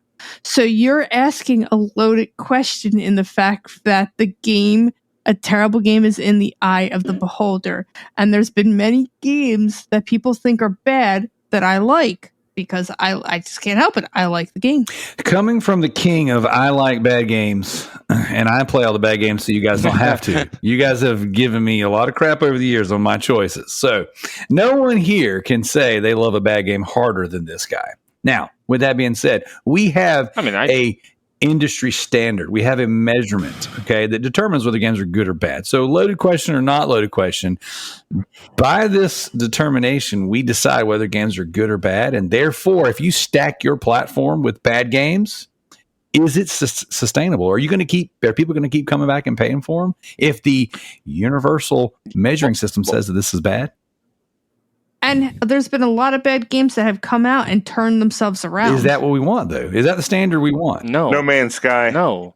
Yeah, exactly. Are you referring to exclusives? I'm just if you're referring to exclusives, that changes the whole question, because a game like Madden could come out on Xbox, and if it's bad, well, it's going to be bad on PlayStation, it's going to be bad on Xbox, it's going to be bad on PC. But if you're talking about exclusives, then yes, the question I still stands that yes, it can make your console bad if the exclusives that are only on that console are crap. It's going to make that console crap. That's why you would go to that platform.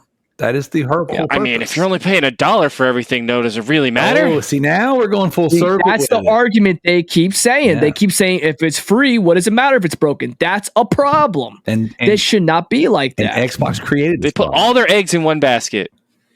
Tricky, are you alive?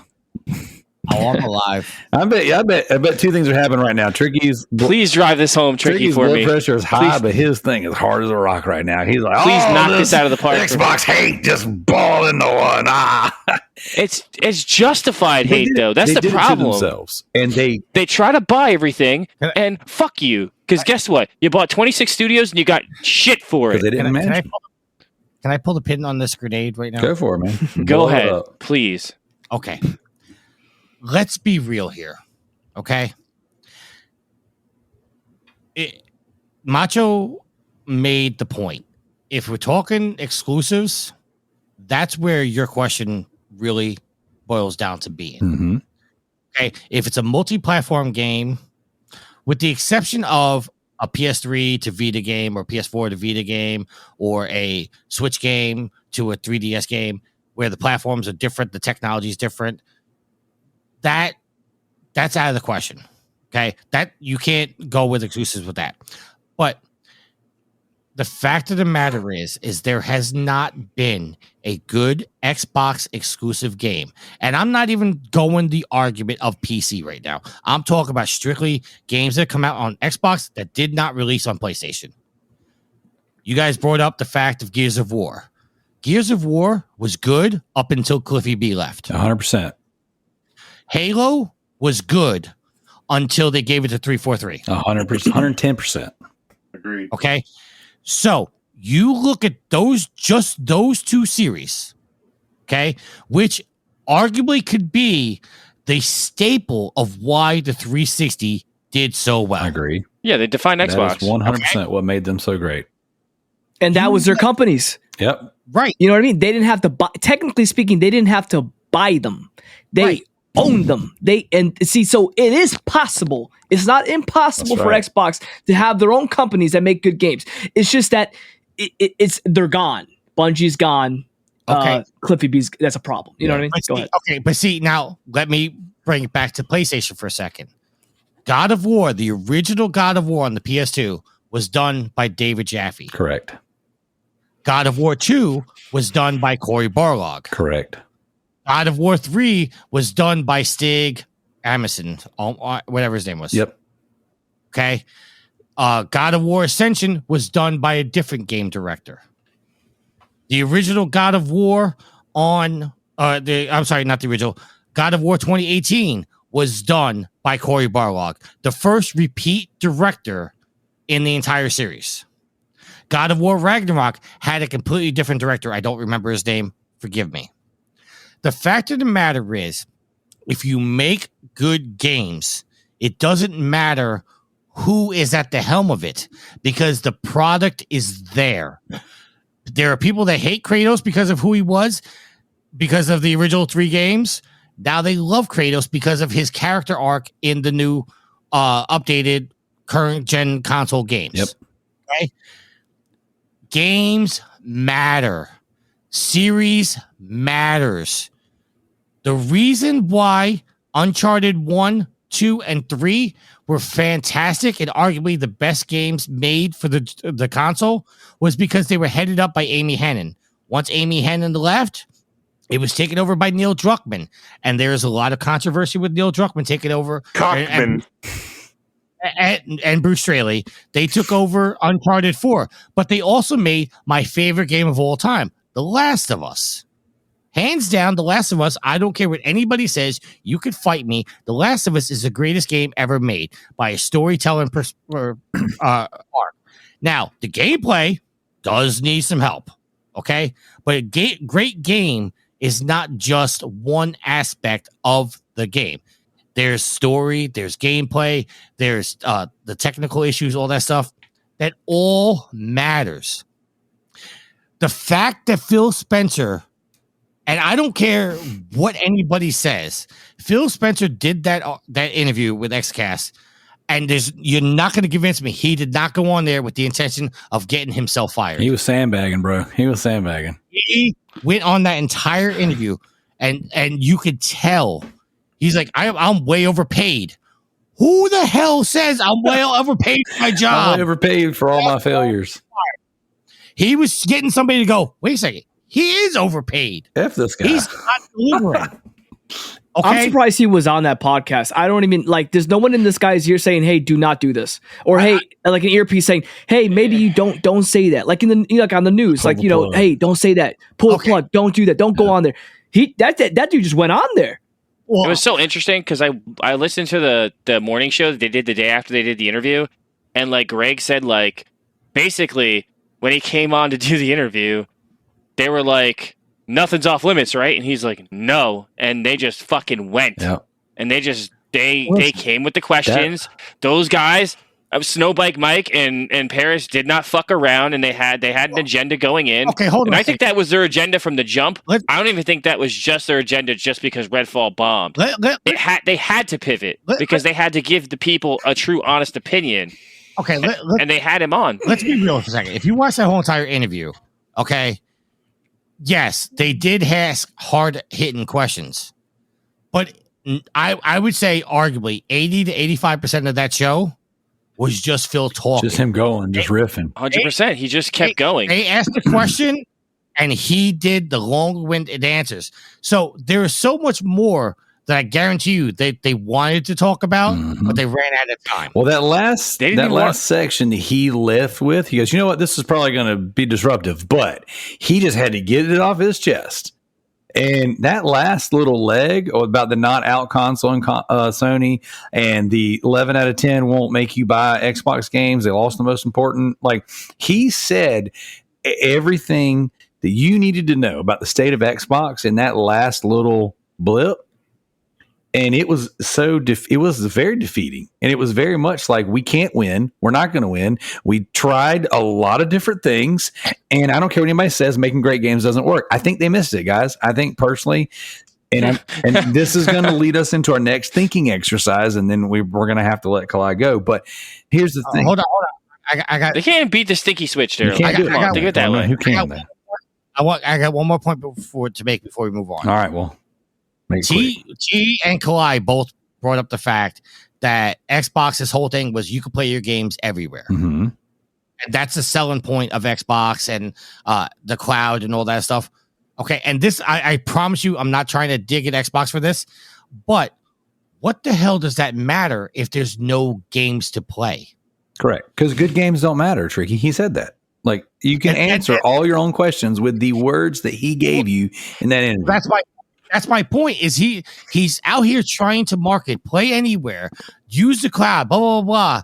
But good games don't matter. Just play other people's games. None of that shit matters. The xCloud doesn't matter. The play anywhere doesn't matter unless you have a good game to play. How many people legitimately were so pumped to play Redfall, and then when it comes out, it's so broken that they can't play it, and it's bad. Like, not only is it broken, but also it's bad. I've listened it's just not like a fun game. Yeah. It's like it's not just that it's broken, like you said, Daryl. It's just it's unplayable. It's not fun. It's like it's broken, and it's like it's just not entertaining. It's nothing new under the sun. Right. It's nothing like we just had Back for Blood, and you're making the Redfall, and then Back for Blood wasn't even that great, and now you mean Redfall. It's like, okay, I guess this is another one of those games. And it's broken. It's like it's a double whammy, man. And one of the biggest hype games coming up. I mean, I'm not trying to beat a dead horse here, and this is not a Microsoft thing, but look at one of the biggest hype games coming up was Cyberpunk 2077. And that game released so broken. Yep. And it killed it. But we keep allowing these standards that we're talking about tonight. Like, give me broken games, I'll still play them, I'll still buy them. Give me bad subscriptions, I'll still pay it. I don't care, as long as I can. Well, give me one of your selling points, I'll stick to that memo. Yeah, see, I didn't really have a problem with Cyberpunk 2077. You're muted. You're muted. T Diddy. T was talking. He was muted. This goes back to the armor. This goes back to horse armor. To the horse armor. That's right. I bought that, by the way. Oh my gosh, you're part of the problem. You did this. This is the ripple effect that you caused. All right, so here goes. This is our last thinking exercise of the night, and this is where I really want us to take all of it in. Okay. Wait, hold on. Was Kalai? Were you trying to make a point? I forget. It's late. Yeah, she said what she was going to say because T was muted, anyways. So, Kalai, what is your favorite streaming service when it comes to like TVs and movies? Nothing video game related. It depends. I like them all. Well, just pick one. You don't have to name them all. Just pick one. I can't. I like them all. You're really being difficult. Just pick one. Well, what's the first one that popped in your head? Netflix or HBO Max? Oh my God. There's Paramount for Star Trek. Okay. There's Netflix for their series. Okay. There's Amazon for, of course, Lord of the Rings and the Wheel of Time. HBO for The Last of Us. Go with that. Okay. T Diddy, name a subscription service. I got a list. It goes like this: Amazon, Netflix, Paramount. Name a series off of them. What's one that you like? What I like, was it the something list on Amazon with Chris Pratt? That's really good. I know you're talking about. I mean, that's really good. Okay, there's a common theme here, guys, and I didn't even. I mean, I'm just setting the table, and you guys are making the plates. Macho Man, name a streaming service that you use. Max. All right, what's the show you watch on there? I like the DC movies that they have, the exclusivity of the DC animated movies. They have like a bunch of them. Yes, they do. Very good. Yes. And I think it was well, honestly, not really the show. It's just the movies, and obviously Game of Thrones. And there you go. Okay, all right, Tricky.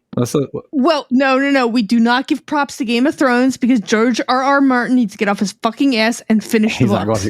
Tricky, name a streaming service, please, kind sir. I watch Netflix for their exclusive shows. I watch Prime Video for their exclusive shows. I watch HBO for The Last of Us and new movies. But I'd say my number one streaming is probably Peacock for the WWE. There you go, Mr. TMNT. Will you round us out with a streaming service that you like, kind sir? If I had to pick one, it'd probably be Netflix. Okay, and what's something you watch on Netflix?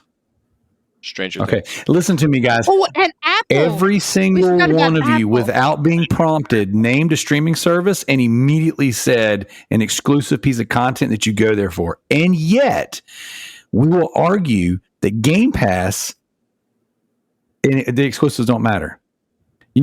Except that you just pointed my own argument, because I have a PlayStation because I want to play PlayStation games. I have an Xbox because I want to play Halo. I have a PC because I want to play great games the way I want to play them.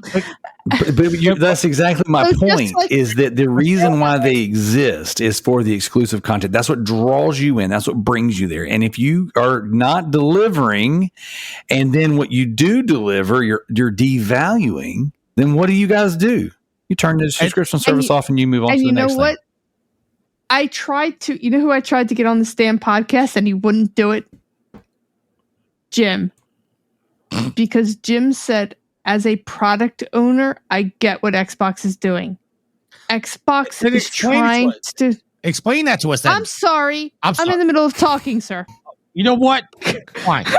You're right. But my point is, if you're the owner... Wait a second. No, I really was waiting on the explanation. What are we doing here? Because I don't know yet.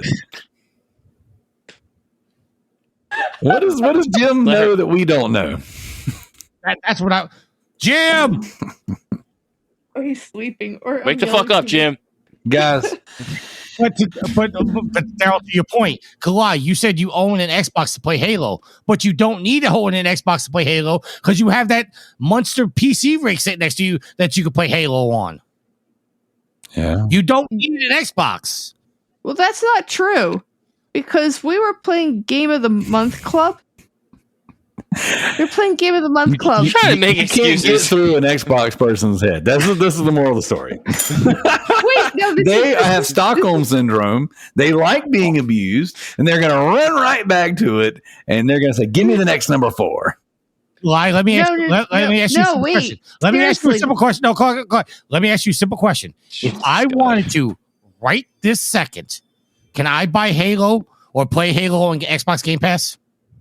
I'm going to finish my point because you keep fucking cutting me off and I'm getting fucking tired of the question, because you know I'm right. What is the Alien game that you guys loved to play that we played? I actually wound up beating on for our Game of the Month. Alien Isolation. No, not Alien Isolation. No, the other one. In space with the one guy. Mass Effect? Dead Space. Thank you. I was going to play Dead Space on my PC. She's going to say she didn't buy it.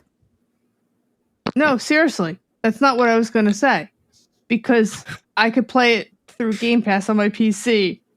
Matt said, do not do that. It is not great on the PC. It doesn't work. So I actually turned around and played on my system. So I actually played the entire game on my system. So you dusted your system off? Guardians of the Galaxy. I had a blast playing that game. I started on my PC. It ran like shit. I went back over to the Xbox. I played on Xbox. Played the entire game on Xbox. Had no problem.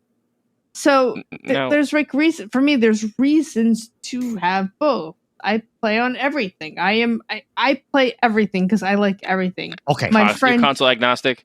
Yeah, I'm console agnostic. Exactly. I like that. But the point I like everything. But the point is, to everything you just said, I started playing it on PC, but it was running like shit. Yep.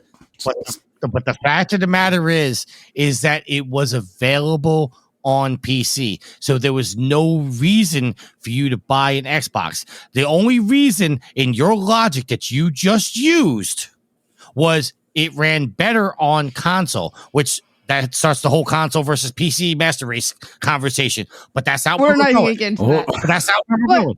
But the point is, and I go back to my question to you. The point is, if I wanted to right now, can I buy Halo on my PC or play it on Xbox Game Pass? Yes. I can play it on both. So not I to mention the reason why I own an Xbox, because there's no reason for me to go out and spend $200, $300, for $500 on a console when I have a PC sitting next to me. And if I wanted to, all I have to do buy PlayStation and you have 10 monitors. The reason why on PlayStation that don't come to PC until 6 months to a year later. So what? I have a million fucking games I could play. I have a million fucking games. Okay, am I the only one that doesn't want to put a bullet in my brain right now? You know why I wound up buying the Xbox? Because it took me. I did not buy an Xbox day one. Did you like waste not do? I had PC. Zing. And I kept saying to my husband, I want an Xbox. I want the new Series X. He's like, why? You got a PC? It's a waste of money. It's a waste of money. It was waste of money. You know what made him break down? And I'm gonna circle this shit back happy right to our happy guest. life. No. Game Pass? Because it's for free? the fucking Halo system, right. Which is a collector's item, which is why our guest is here, my friend. Right? Yeah. She brought it full circle. All right, guys. Brought it circle. What? I could buy that controller and play PlayStation games with it on my PC. That's right. All right, then we're going to end with that one. This one has been 3 hours of unadulterated awesomeness. I don't know if this has been a good show or a bad show, but I got to say it was entertaining nonetheless. Thank you, Kalai, for coming on here, being our resident Stockholm Syndrome infused Game Pass player.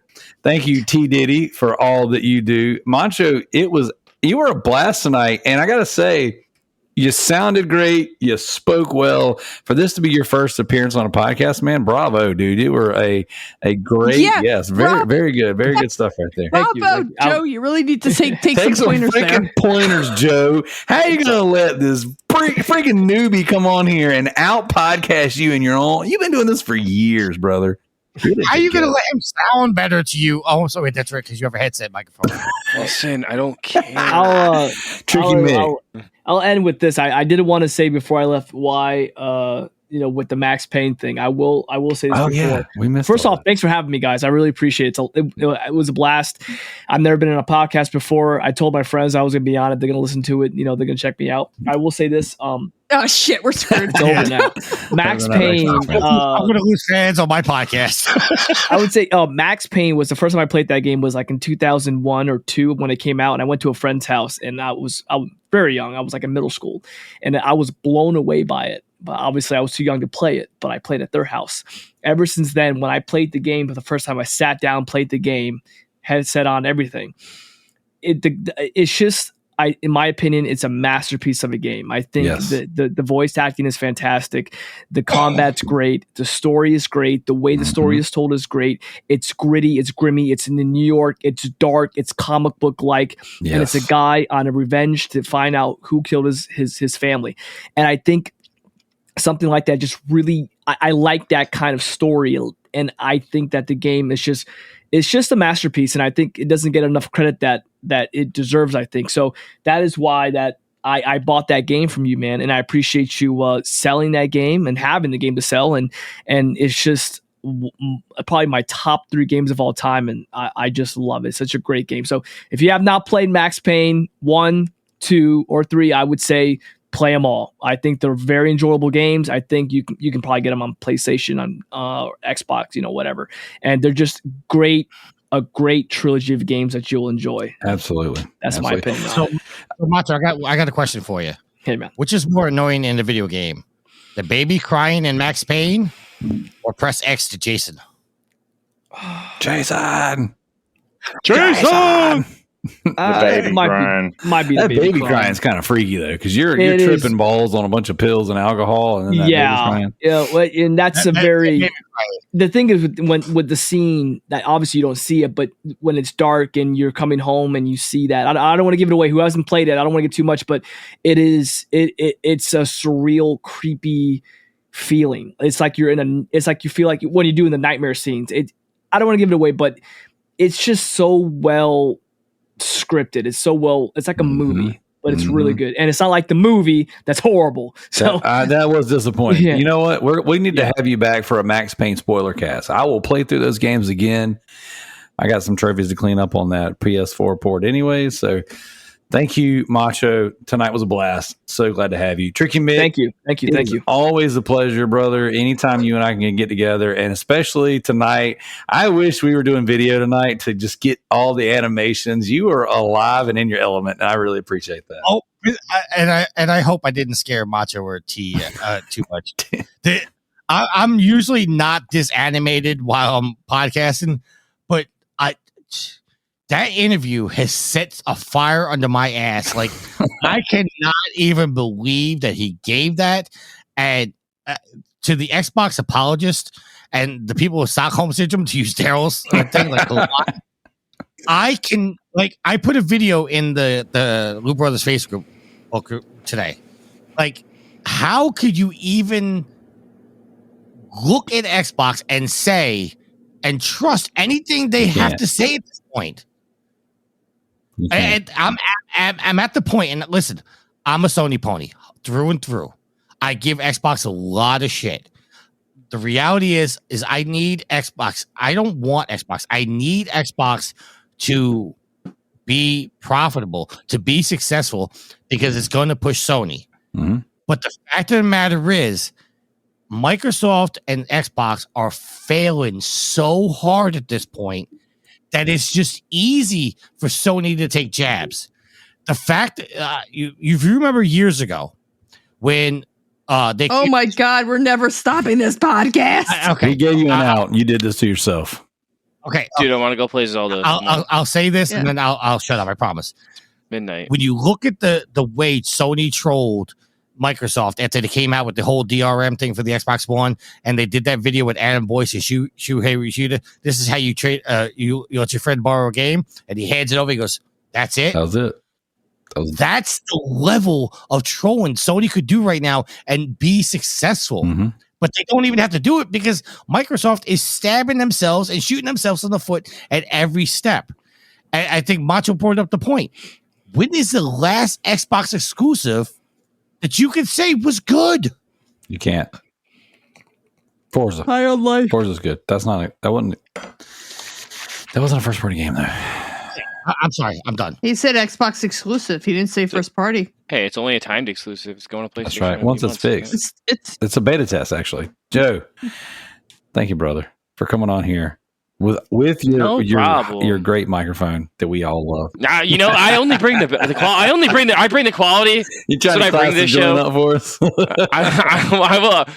I'll say shout out to everyone on here. Shout out to Tricky. Remember, Rangers suck. Suck it. I'm sorry. Are the Devils on the golf course yet? Hey, we still played 5 more games than you guys did. Yeah, but you know what? We would 5 more L's, baby. I'm just kidding. I don't know anything about hockey yet, but I'm going at least 7 games to beat us, but it only took Carolina 5 to beat you. Hey, man. We should have beat us when you had the chance. Awesome. Should have beat us when you had the chance. Now we're gonna have fucking Panthers in the Stanley Cup Finals. Watch. There you go. No, we know. It's gonna be we know Toronto's not going.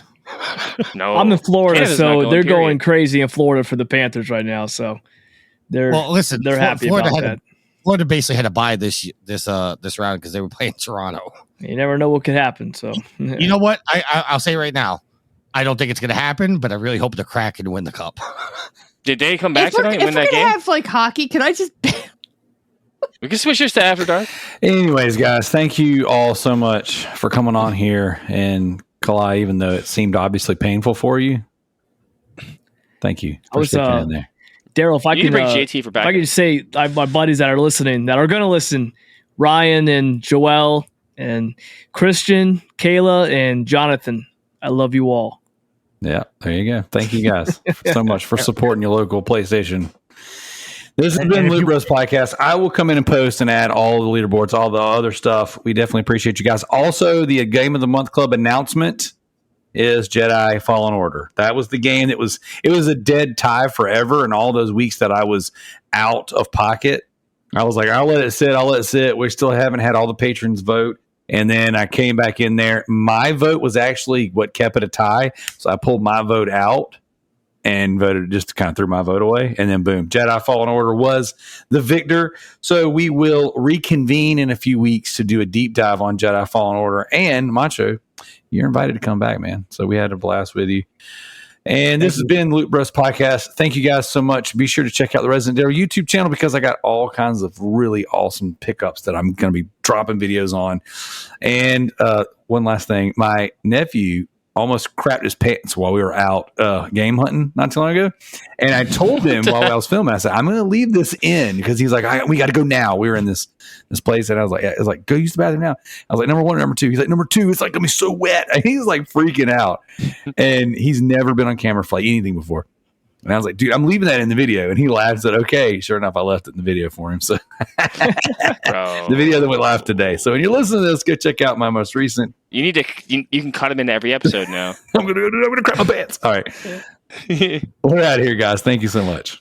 Team, there's still questions that pop every so often of how committed is the company to this category?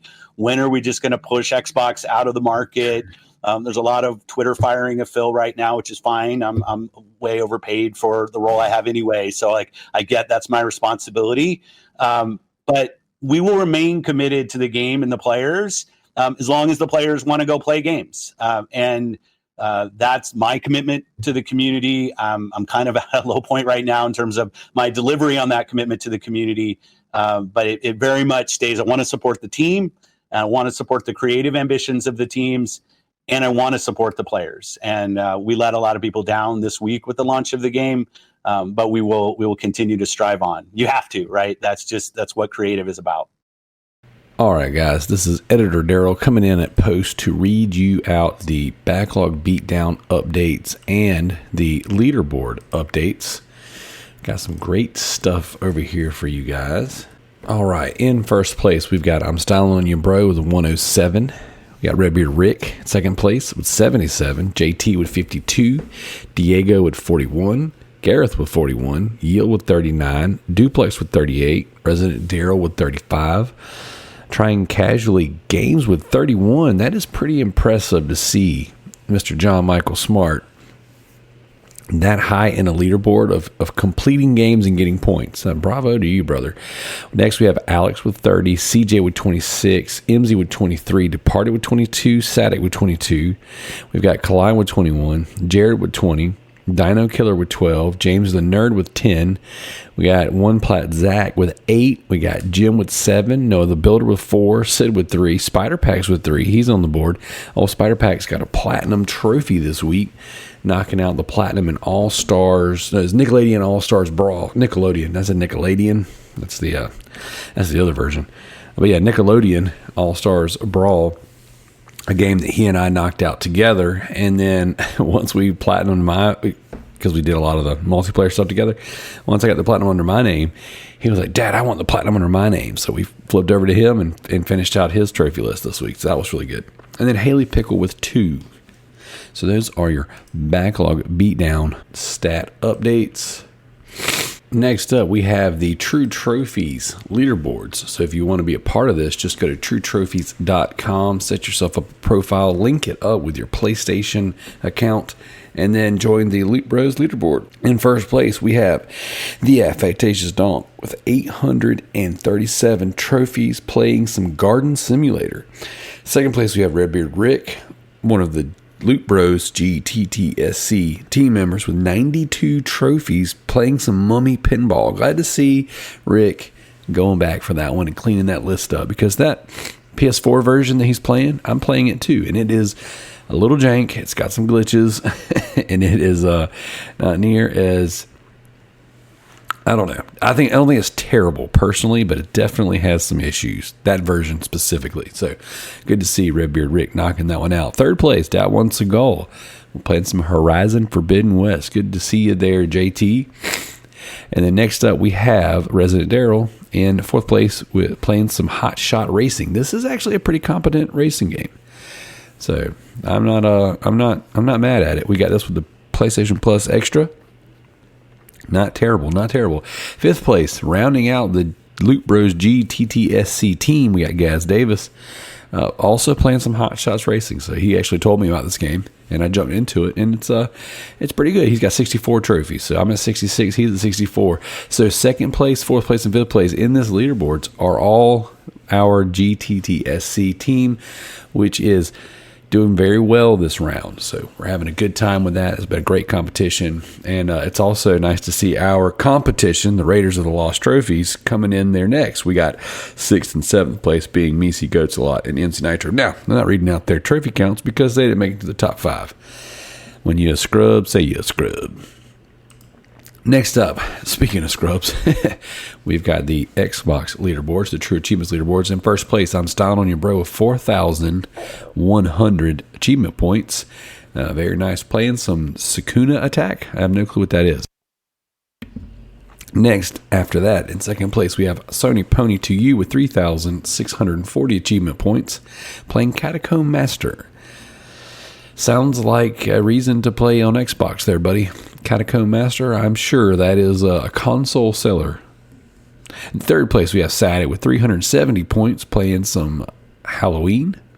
He's got the, no, it is Gnome's Garden 5 Halloween, excuse me. And then fourth place, GDI Master Ace with 325 achievement points, playing some Potion Permit. And in fifth place, the Alpha Seagal with 80 achievement points, playing Hogwarts Legacy, old hog leg. I do want to remind everybody that the next Game Club game will be Jedi Fallen Order. I kept wanting to say Jedi Fallen Survivor, which is not a game, but it probably will be. I mean, if I got anything to do with it, I'm going to actually email those guys right now. Zempel, I'm saying, hey man, I got a really cool name to combine the 2 Star Wars games to make like your third installment of the trilogy. But yes, Jedi Fallen Order, or whatever the last one was called. We're going to be doing that game next for the Loot Bros Game Club. So that's what you guys voted on Patreon. And I do apologize for taking so long to get to it. We've had so much going on outside of the show.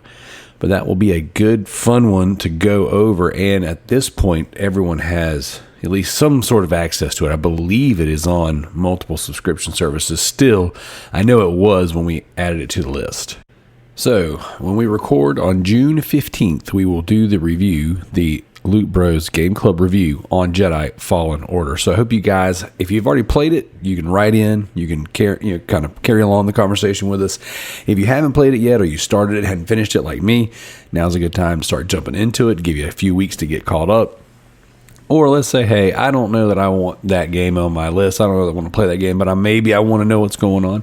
Watch a little recap on YouTube and join in all the fun. Thank you guys so much for all your support. Remember, check out Resident Daryl on YouTube. Like, share, subscribe, do all that stuff. And I'm going to end the show this week patching in the trophy rarity update from our good friend Gareth Davis. Thank you so much, bud, for doing this each and every week. It is a lot of work, and we think it's really cool. We think it's really awesome. So you guys can check this out, and we will catch you next week. Welcome back to another edition of the Rarity Update. Apologies for not recording one last week. It was a pretty hectic bank holiday weekend over in the UK for us.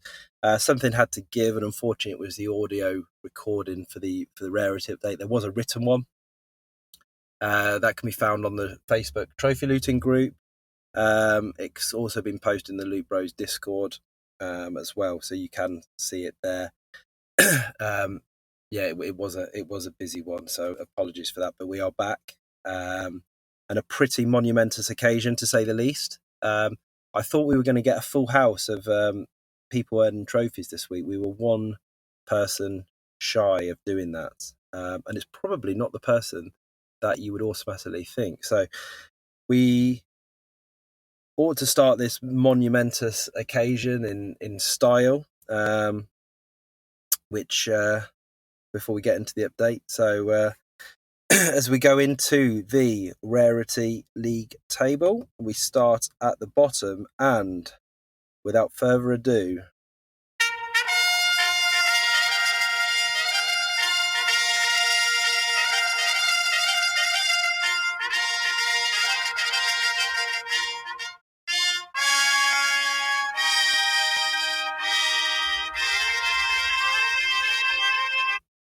yes, we have it. We have our first trophy from OPZ.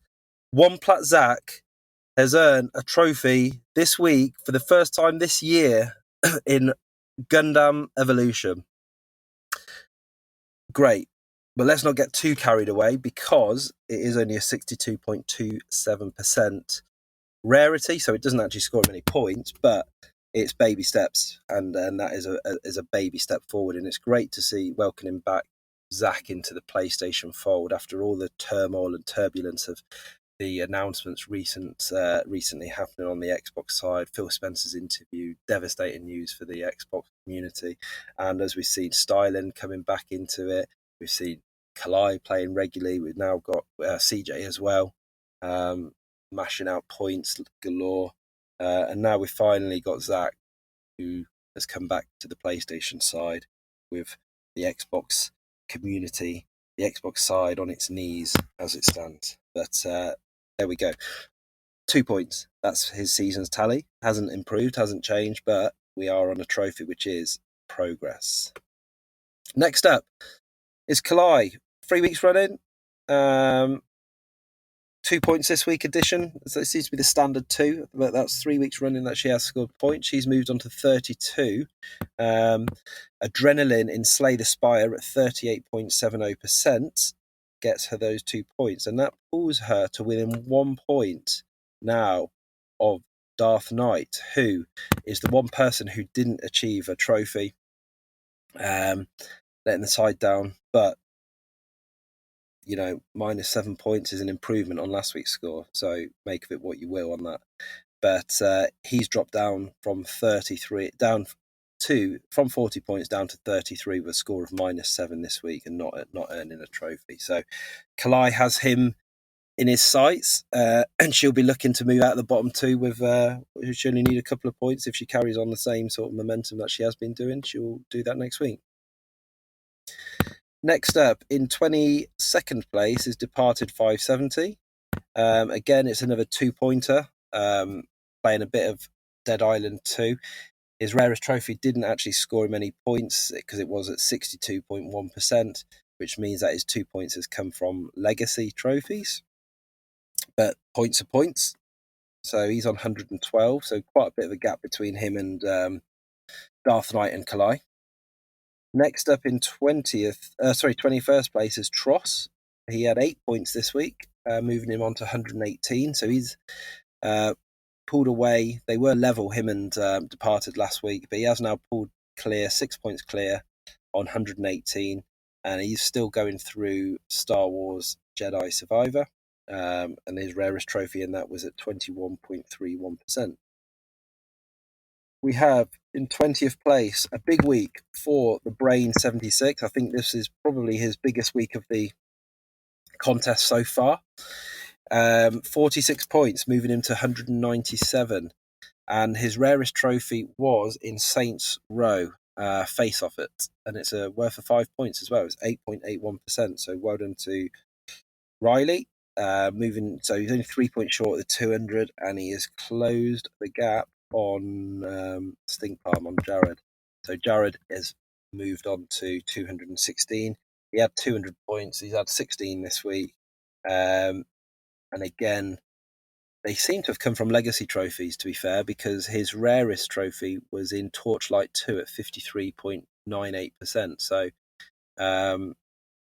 if he was able to just sort of get a couple of the qualifying trophies, that could really, if you had your score being impacted by 16 every week just from legacy trophies, you'd be posting a good score each week. So come on, so let's just try and get a bit rarer on those trophies, please, because you aren't too far behind Tricky Mick, who you're 15 points behind Tricky Mick.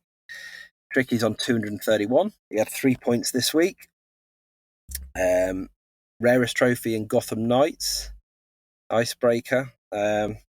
But only 3 points this week. So I think this week Tricky will really need to be starting to pick up that Pele controller and start playing a few more games. He isn't too far though behind Homer. Homer Gets Stuffed is on 240. Again, fairly subdued week from Homer. He had sort of picked up pace about a month ago when he got his PS5. He has dropped down to slowed the pace down a little. He had 2 points this week, taking him to 240. He's 9 ahead of Tricky. His rarest trophy was a good one though.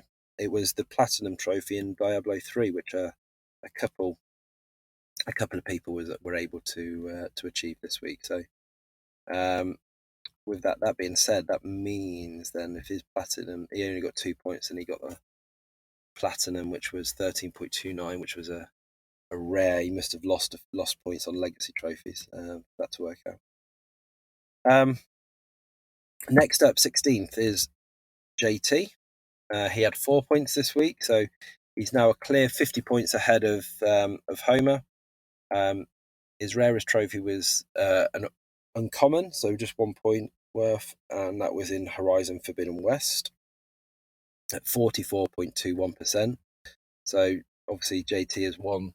That splits his time between the different platforms, and that occasionally affects his rarity score, depending on what platform he's been playing each week. So it looks like he's probably been, trying to garner a bit of support for the Xbox side, perhaps maybe to, after recent revelation.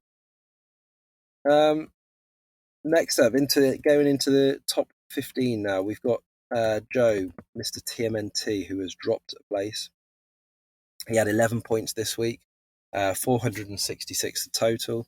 So it's a big jump up there of 176 points now between 15th and 16th. So we've kind of got a little mini league going on between the bottom section of that table from 16th down. It will take some, certainly on the scores that have been posted recently, it will take some sort of, monumental effort really to break into the top 15 for any of the ones below there. Considering out of those bottom 9, only 2 achieved double figures, and 1 actually was negative. So JT is 15th, so that's 466. His rarest trophy was in Dungeon Punks at 30.49%, and he is not too far behind Sadak. Sadak actually overtook him thanks to 22 points this week, and he did achieve a good an ultra rare trophy in Gauntlet, Accomplished Master at 4.53%. He's on to 475, so there is only 9 points difference between those two, and they sort of swung back and forth fairly regularly. And it looks, with it being that close, that'll probably continue to happen. Excuse me. In 13th place, we've got Dupes. He dropped down 2 places. He's on 538 points. He had 9 points this week, and he is still going hard on Final Fantasy. He's gone through consecutively 1 through 6. Still playing 6 as it stands, but his rarest trophy was in Final Fantasy 5, and that was at 33.64%. And one of the we actually had the people who overtook him was Diego. Diego had 36 points this week, taking him to 563. And his rarest trophy was actually, we'll come on to it in a bit, was the rarest trophy of the week. And just to give you an idea of how competitive the rarest trophies of the contest are, his rarest trophy of the week was at 1.19%, but that still wasn't good enough to be able to get him into the top 5 rarest trophies of the competition. So well done to Diego for getting that trophy at least, and that was for Challenge Master in Binary Domain. He's on, as I said, 563, and he's about 33 points off MZ Nitro, who had another cracking week. 80 points this week as he's battling to keep his team in the GTTSC event. They're struggling a little bit this week. Both him and George were eliminated from the solo event, but they are battling for their lives in the team event still. And he's had 80 points, taking him to 596, and that took him above Sadak and Dupes. His rarest trophy again was an ultra rare. So his ultra rares, I think he's now on 6. And all 6 have come in the last 2 weeks, probably as a result of competing in the GTTSC event. So That was the deep end in Minecraft at 4.74%. Next up, as we enter the top 10, we've got Resident Daryl still holding his position in that top 10, though MZ has closed the gap. There is just 10 points between them now. Daryl is on 606 points, and his rarest trophy was Nickelodeon All-Stars Brawl, which I believe is the platinum in that. So that was at 13.5%. So that was a good high-scoring trophy for the GTTSC event. So well done to Daryl on that. He's contributed massively this week for our team event, over 2,000 points. And he's obviously continuing to score well in this contest as well as a result. In ninth place, staying in ninth. So the rest of the table in terms of positions is as you were from previous week, but obviously some people are closing the gaps on others or extending them. But Yield is in ninth place still. He had 11 points this week, moving him to 657. So Daryl is closing the gap on Yield there. There's now 51 points between them, so that's certainly something Daryl will have his eyes on. But like his brother, his rarest trophy of the week was the platinum in Diablo 3, so 13.29%. Next up, we have Affectatious Donk, CJ, again in the GTTSC event.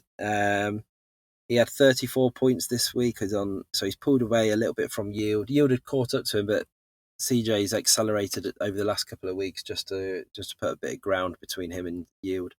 And he, as I said, he's on 720 points, so it's about 63 point difference. His rarest trophy, he's obviously seeing how rare Stylings trophies are within the Train Sim World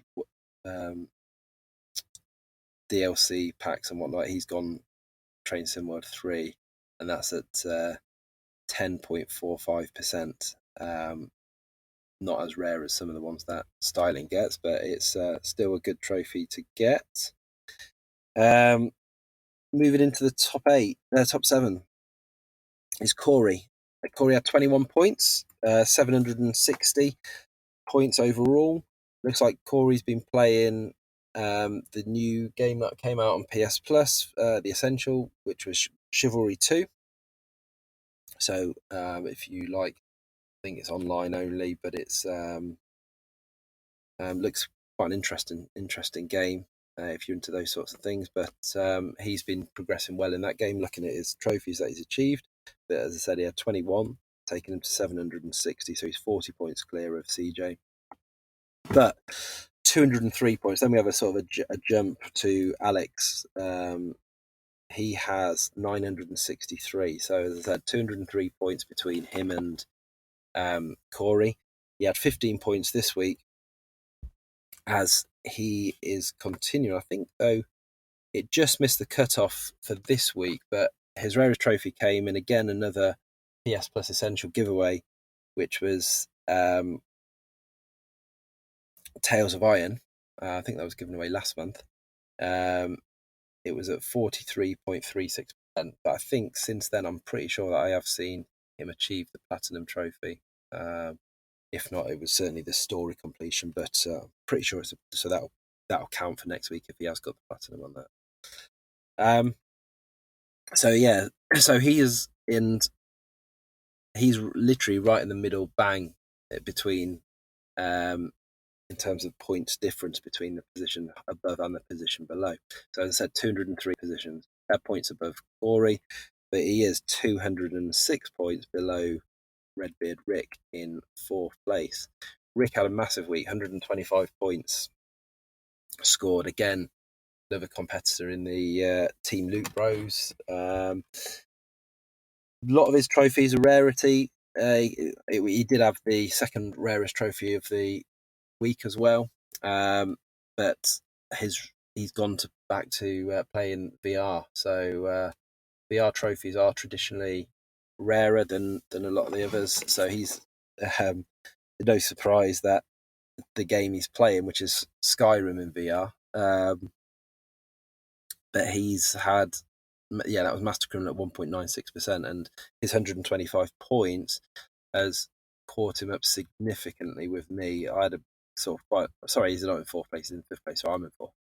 But he's caught me up, which I had a nice sort of gap going into sort of this week or two, but he's wiped that out virtually completely. So there's only 11 points difference between Rick and I. Now I had 45 points this week. I'm on 1,180. My rarest trophy was a very rare one in Angry Birds Star Wars, which was a game that I hadn't played since 2015 or something like that. And I saw it, I was just going flicking through my library of sort of games that I could just sort of play. I think it was to do, the reason I put it on was because the challenge for last week was in the GTTSC event was to earn 20 trophies from either games that had Star or Wars in the title or trophies that had the same Star or Wars. So when I was going through, I'd achieved that in quite a few games, and I needed about another 3 or 4 just to sort of top it up to get to that 20. And rather than starting a brand new game with something I didn't own or purchasing a new game, I just went back to that and was able to sort of knock out a couple of trophies. And since then, I've sort of managed to do a few more as well. So I'll have probably my rarest trophy next week will be from that as well, I would have thought, because I've already earned that today, which has missed this cutoff. Massive jump. So the top 3 are sort of clear of me and Rick, though Rick will probably have more of a say in it than I will of trying to catch that third person.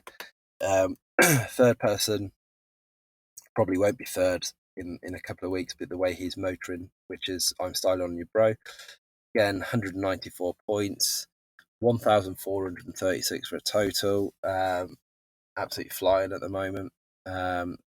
He's sort of, people are laying down the challenges and he's sort of wiping the floor with them at the moment. So he has progressed right up through. And the more he has progressed, the more he seems to have played. So albeit it's all from the same game or sort of same genre of games, it's all the Train SimWorld stuff.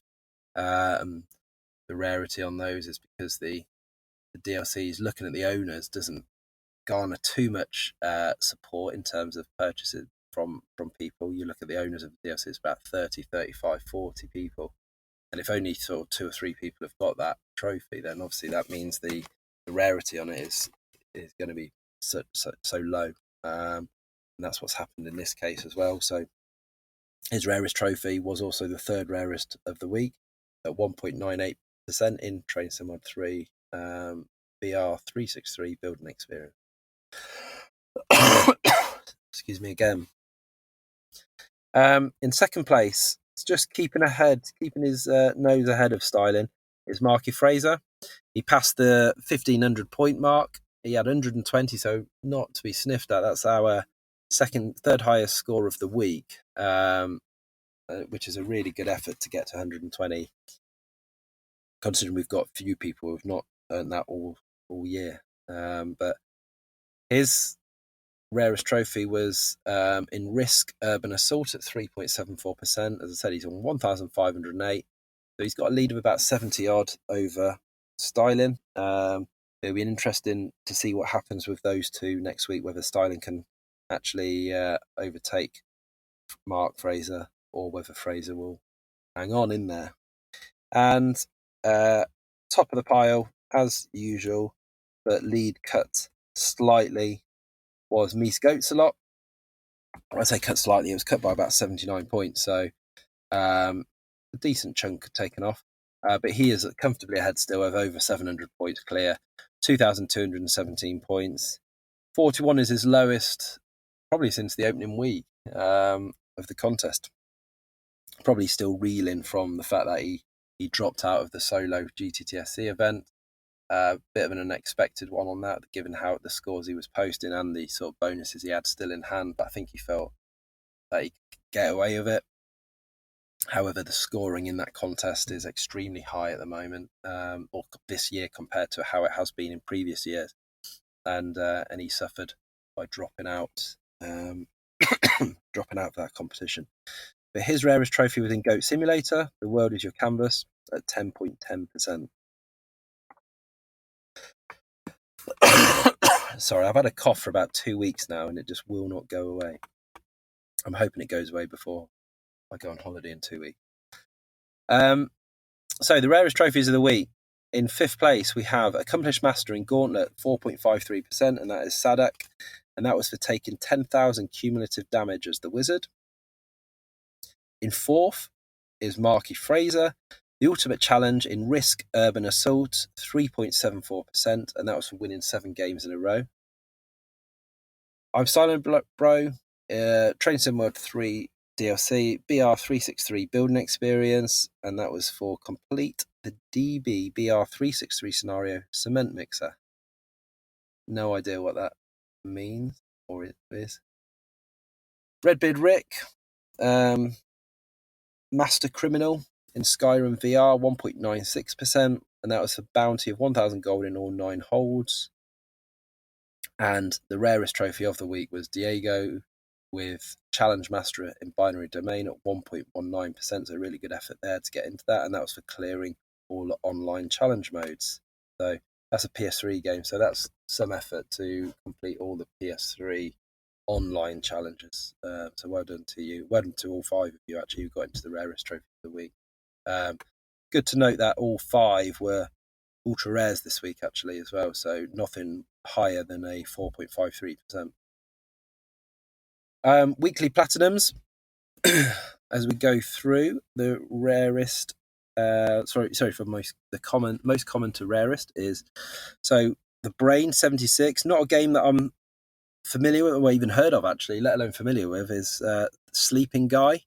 That's at 67.76 rarity, so it doesn't sound like it's a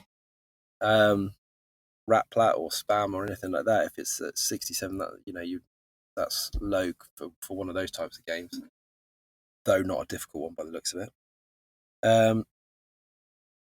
Affectatious Donk at 66.67 for Instant Sports All-Stars. So well done to CJ on that one. We had JT, that wants to go. Spider-Man Remastered, 62.72%. Do I say well done on this one or not? Because this was, when I looked through it, timestamp was for every single trophy was the same. So he's obviously done the old auto pop on that one. Platinum's a platinum though, so well done. Next up we have Yield, who is first of 2 platinums. It was in Guns, Gore and Cannoli 2. I think he did the first one last week. He's done the second one this week. That's at 56.25%. Next up is myself, with Mummy Pinball, 21.72%. It's janky, which is why I think it's such a low rarity. It's not a difficult game really, but it takes a bit of time and effort, and if you're not sort of patient with it, you'll just give up because it's not that great to be investing loads of time in it. So you could do with, if you're going to knock it out, you want to knock it out fairly quick. But next up we have both Homer and Yield is second. They both obviously must have been playing together, but they had it at for Diablo 3 at 13.29%. Resident Daryl for Nickelodeon All-Stars Brawl. In fact, this one is ever so slightly more common than the last one I've just read out, but that was for 13.58%, so well done to you on that one. But the rarest platinum of the week goes to Redbeard Rick, and he did it on another PS3 game, which was Worms 2 Armageddon, and that was an ultra rare one at 4.84%. So well done to everybody again this week. Paul, again, I hope you're enjoying listening to this. Sorry that wasn't one last week, but I will try to get them done each week. Certainly up to holiday, there may have to be a little break when I'm away for sort of nearly 2 weeks. I'll see what I can sort out though. And that's it for me. And enjoy the rest of your days, whatever you're doing. Cheers.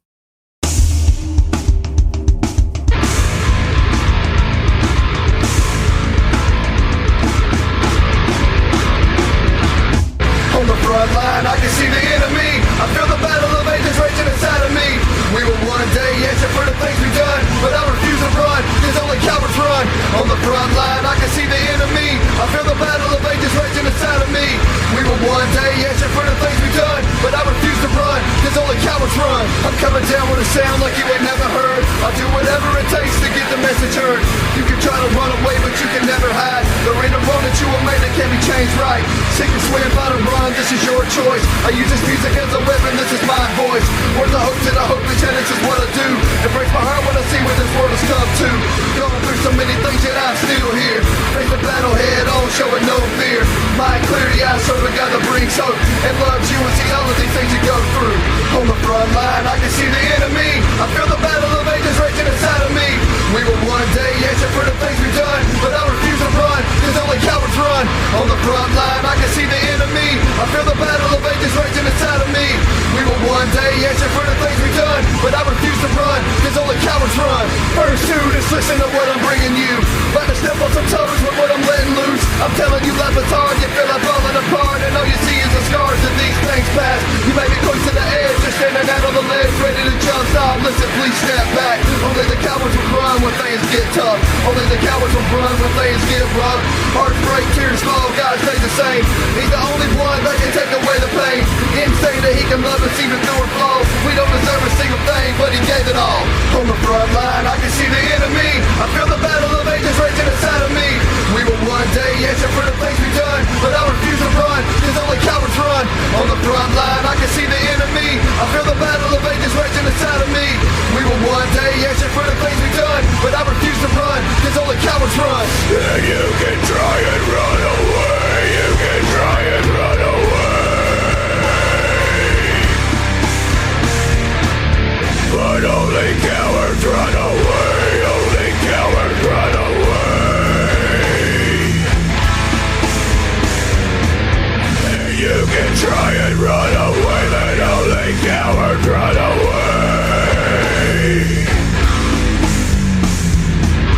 On the front line, I can see the enemy. I feel the battle of ages raging inside of me. We will one day answer for the things we've done, but I refuse to run, cause only cowards run. On the front line, I can see the enemy. I feel the battle of ages raging inside of me. We will one day answer for the things we've done, but I refuse to run, cause only cowards run. You can try and run away. You can try and run away. Only cowards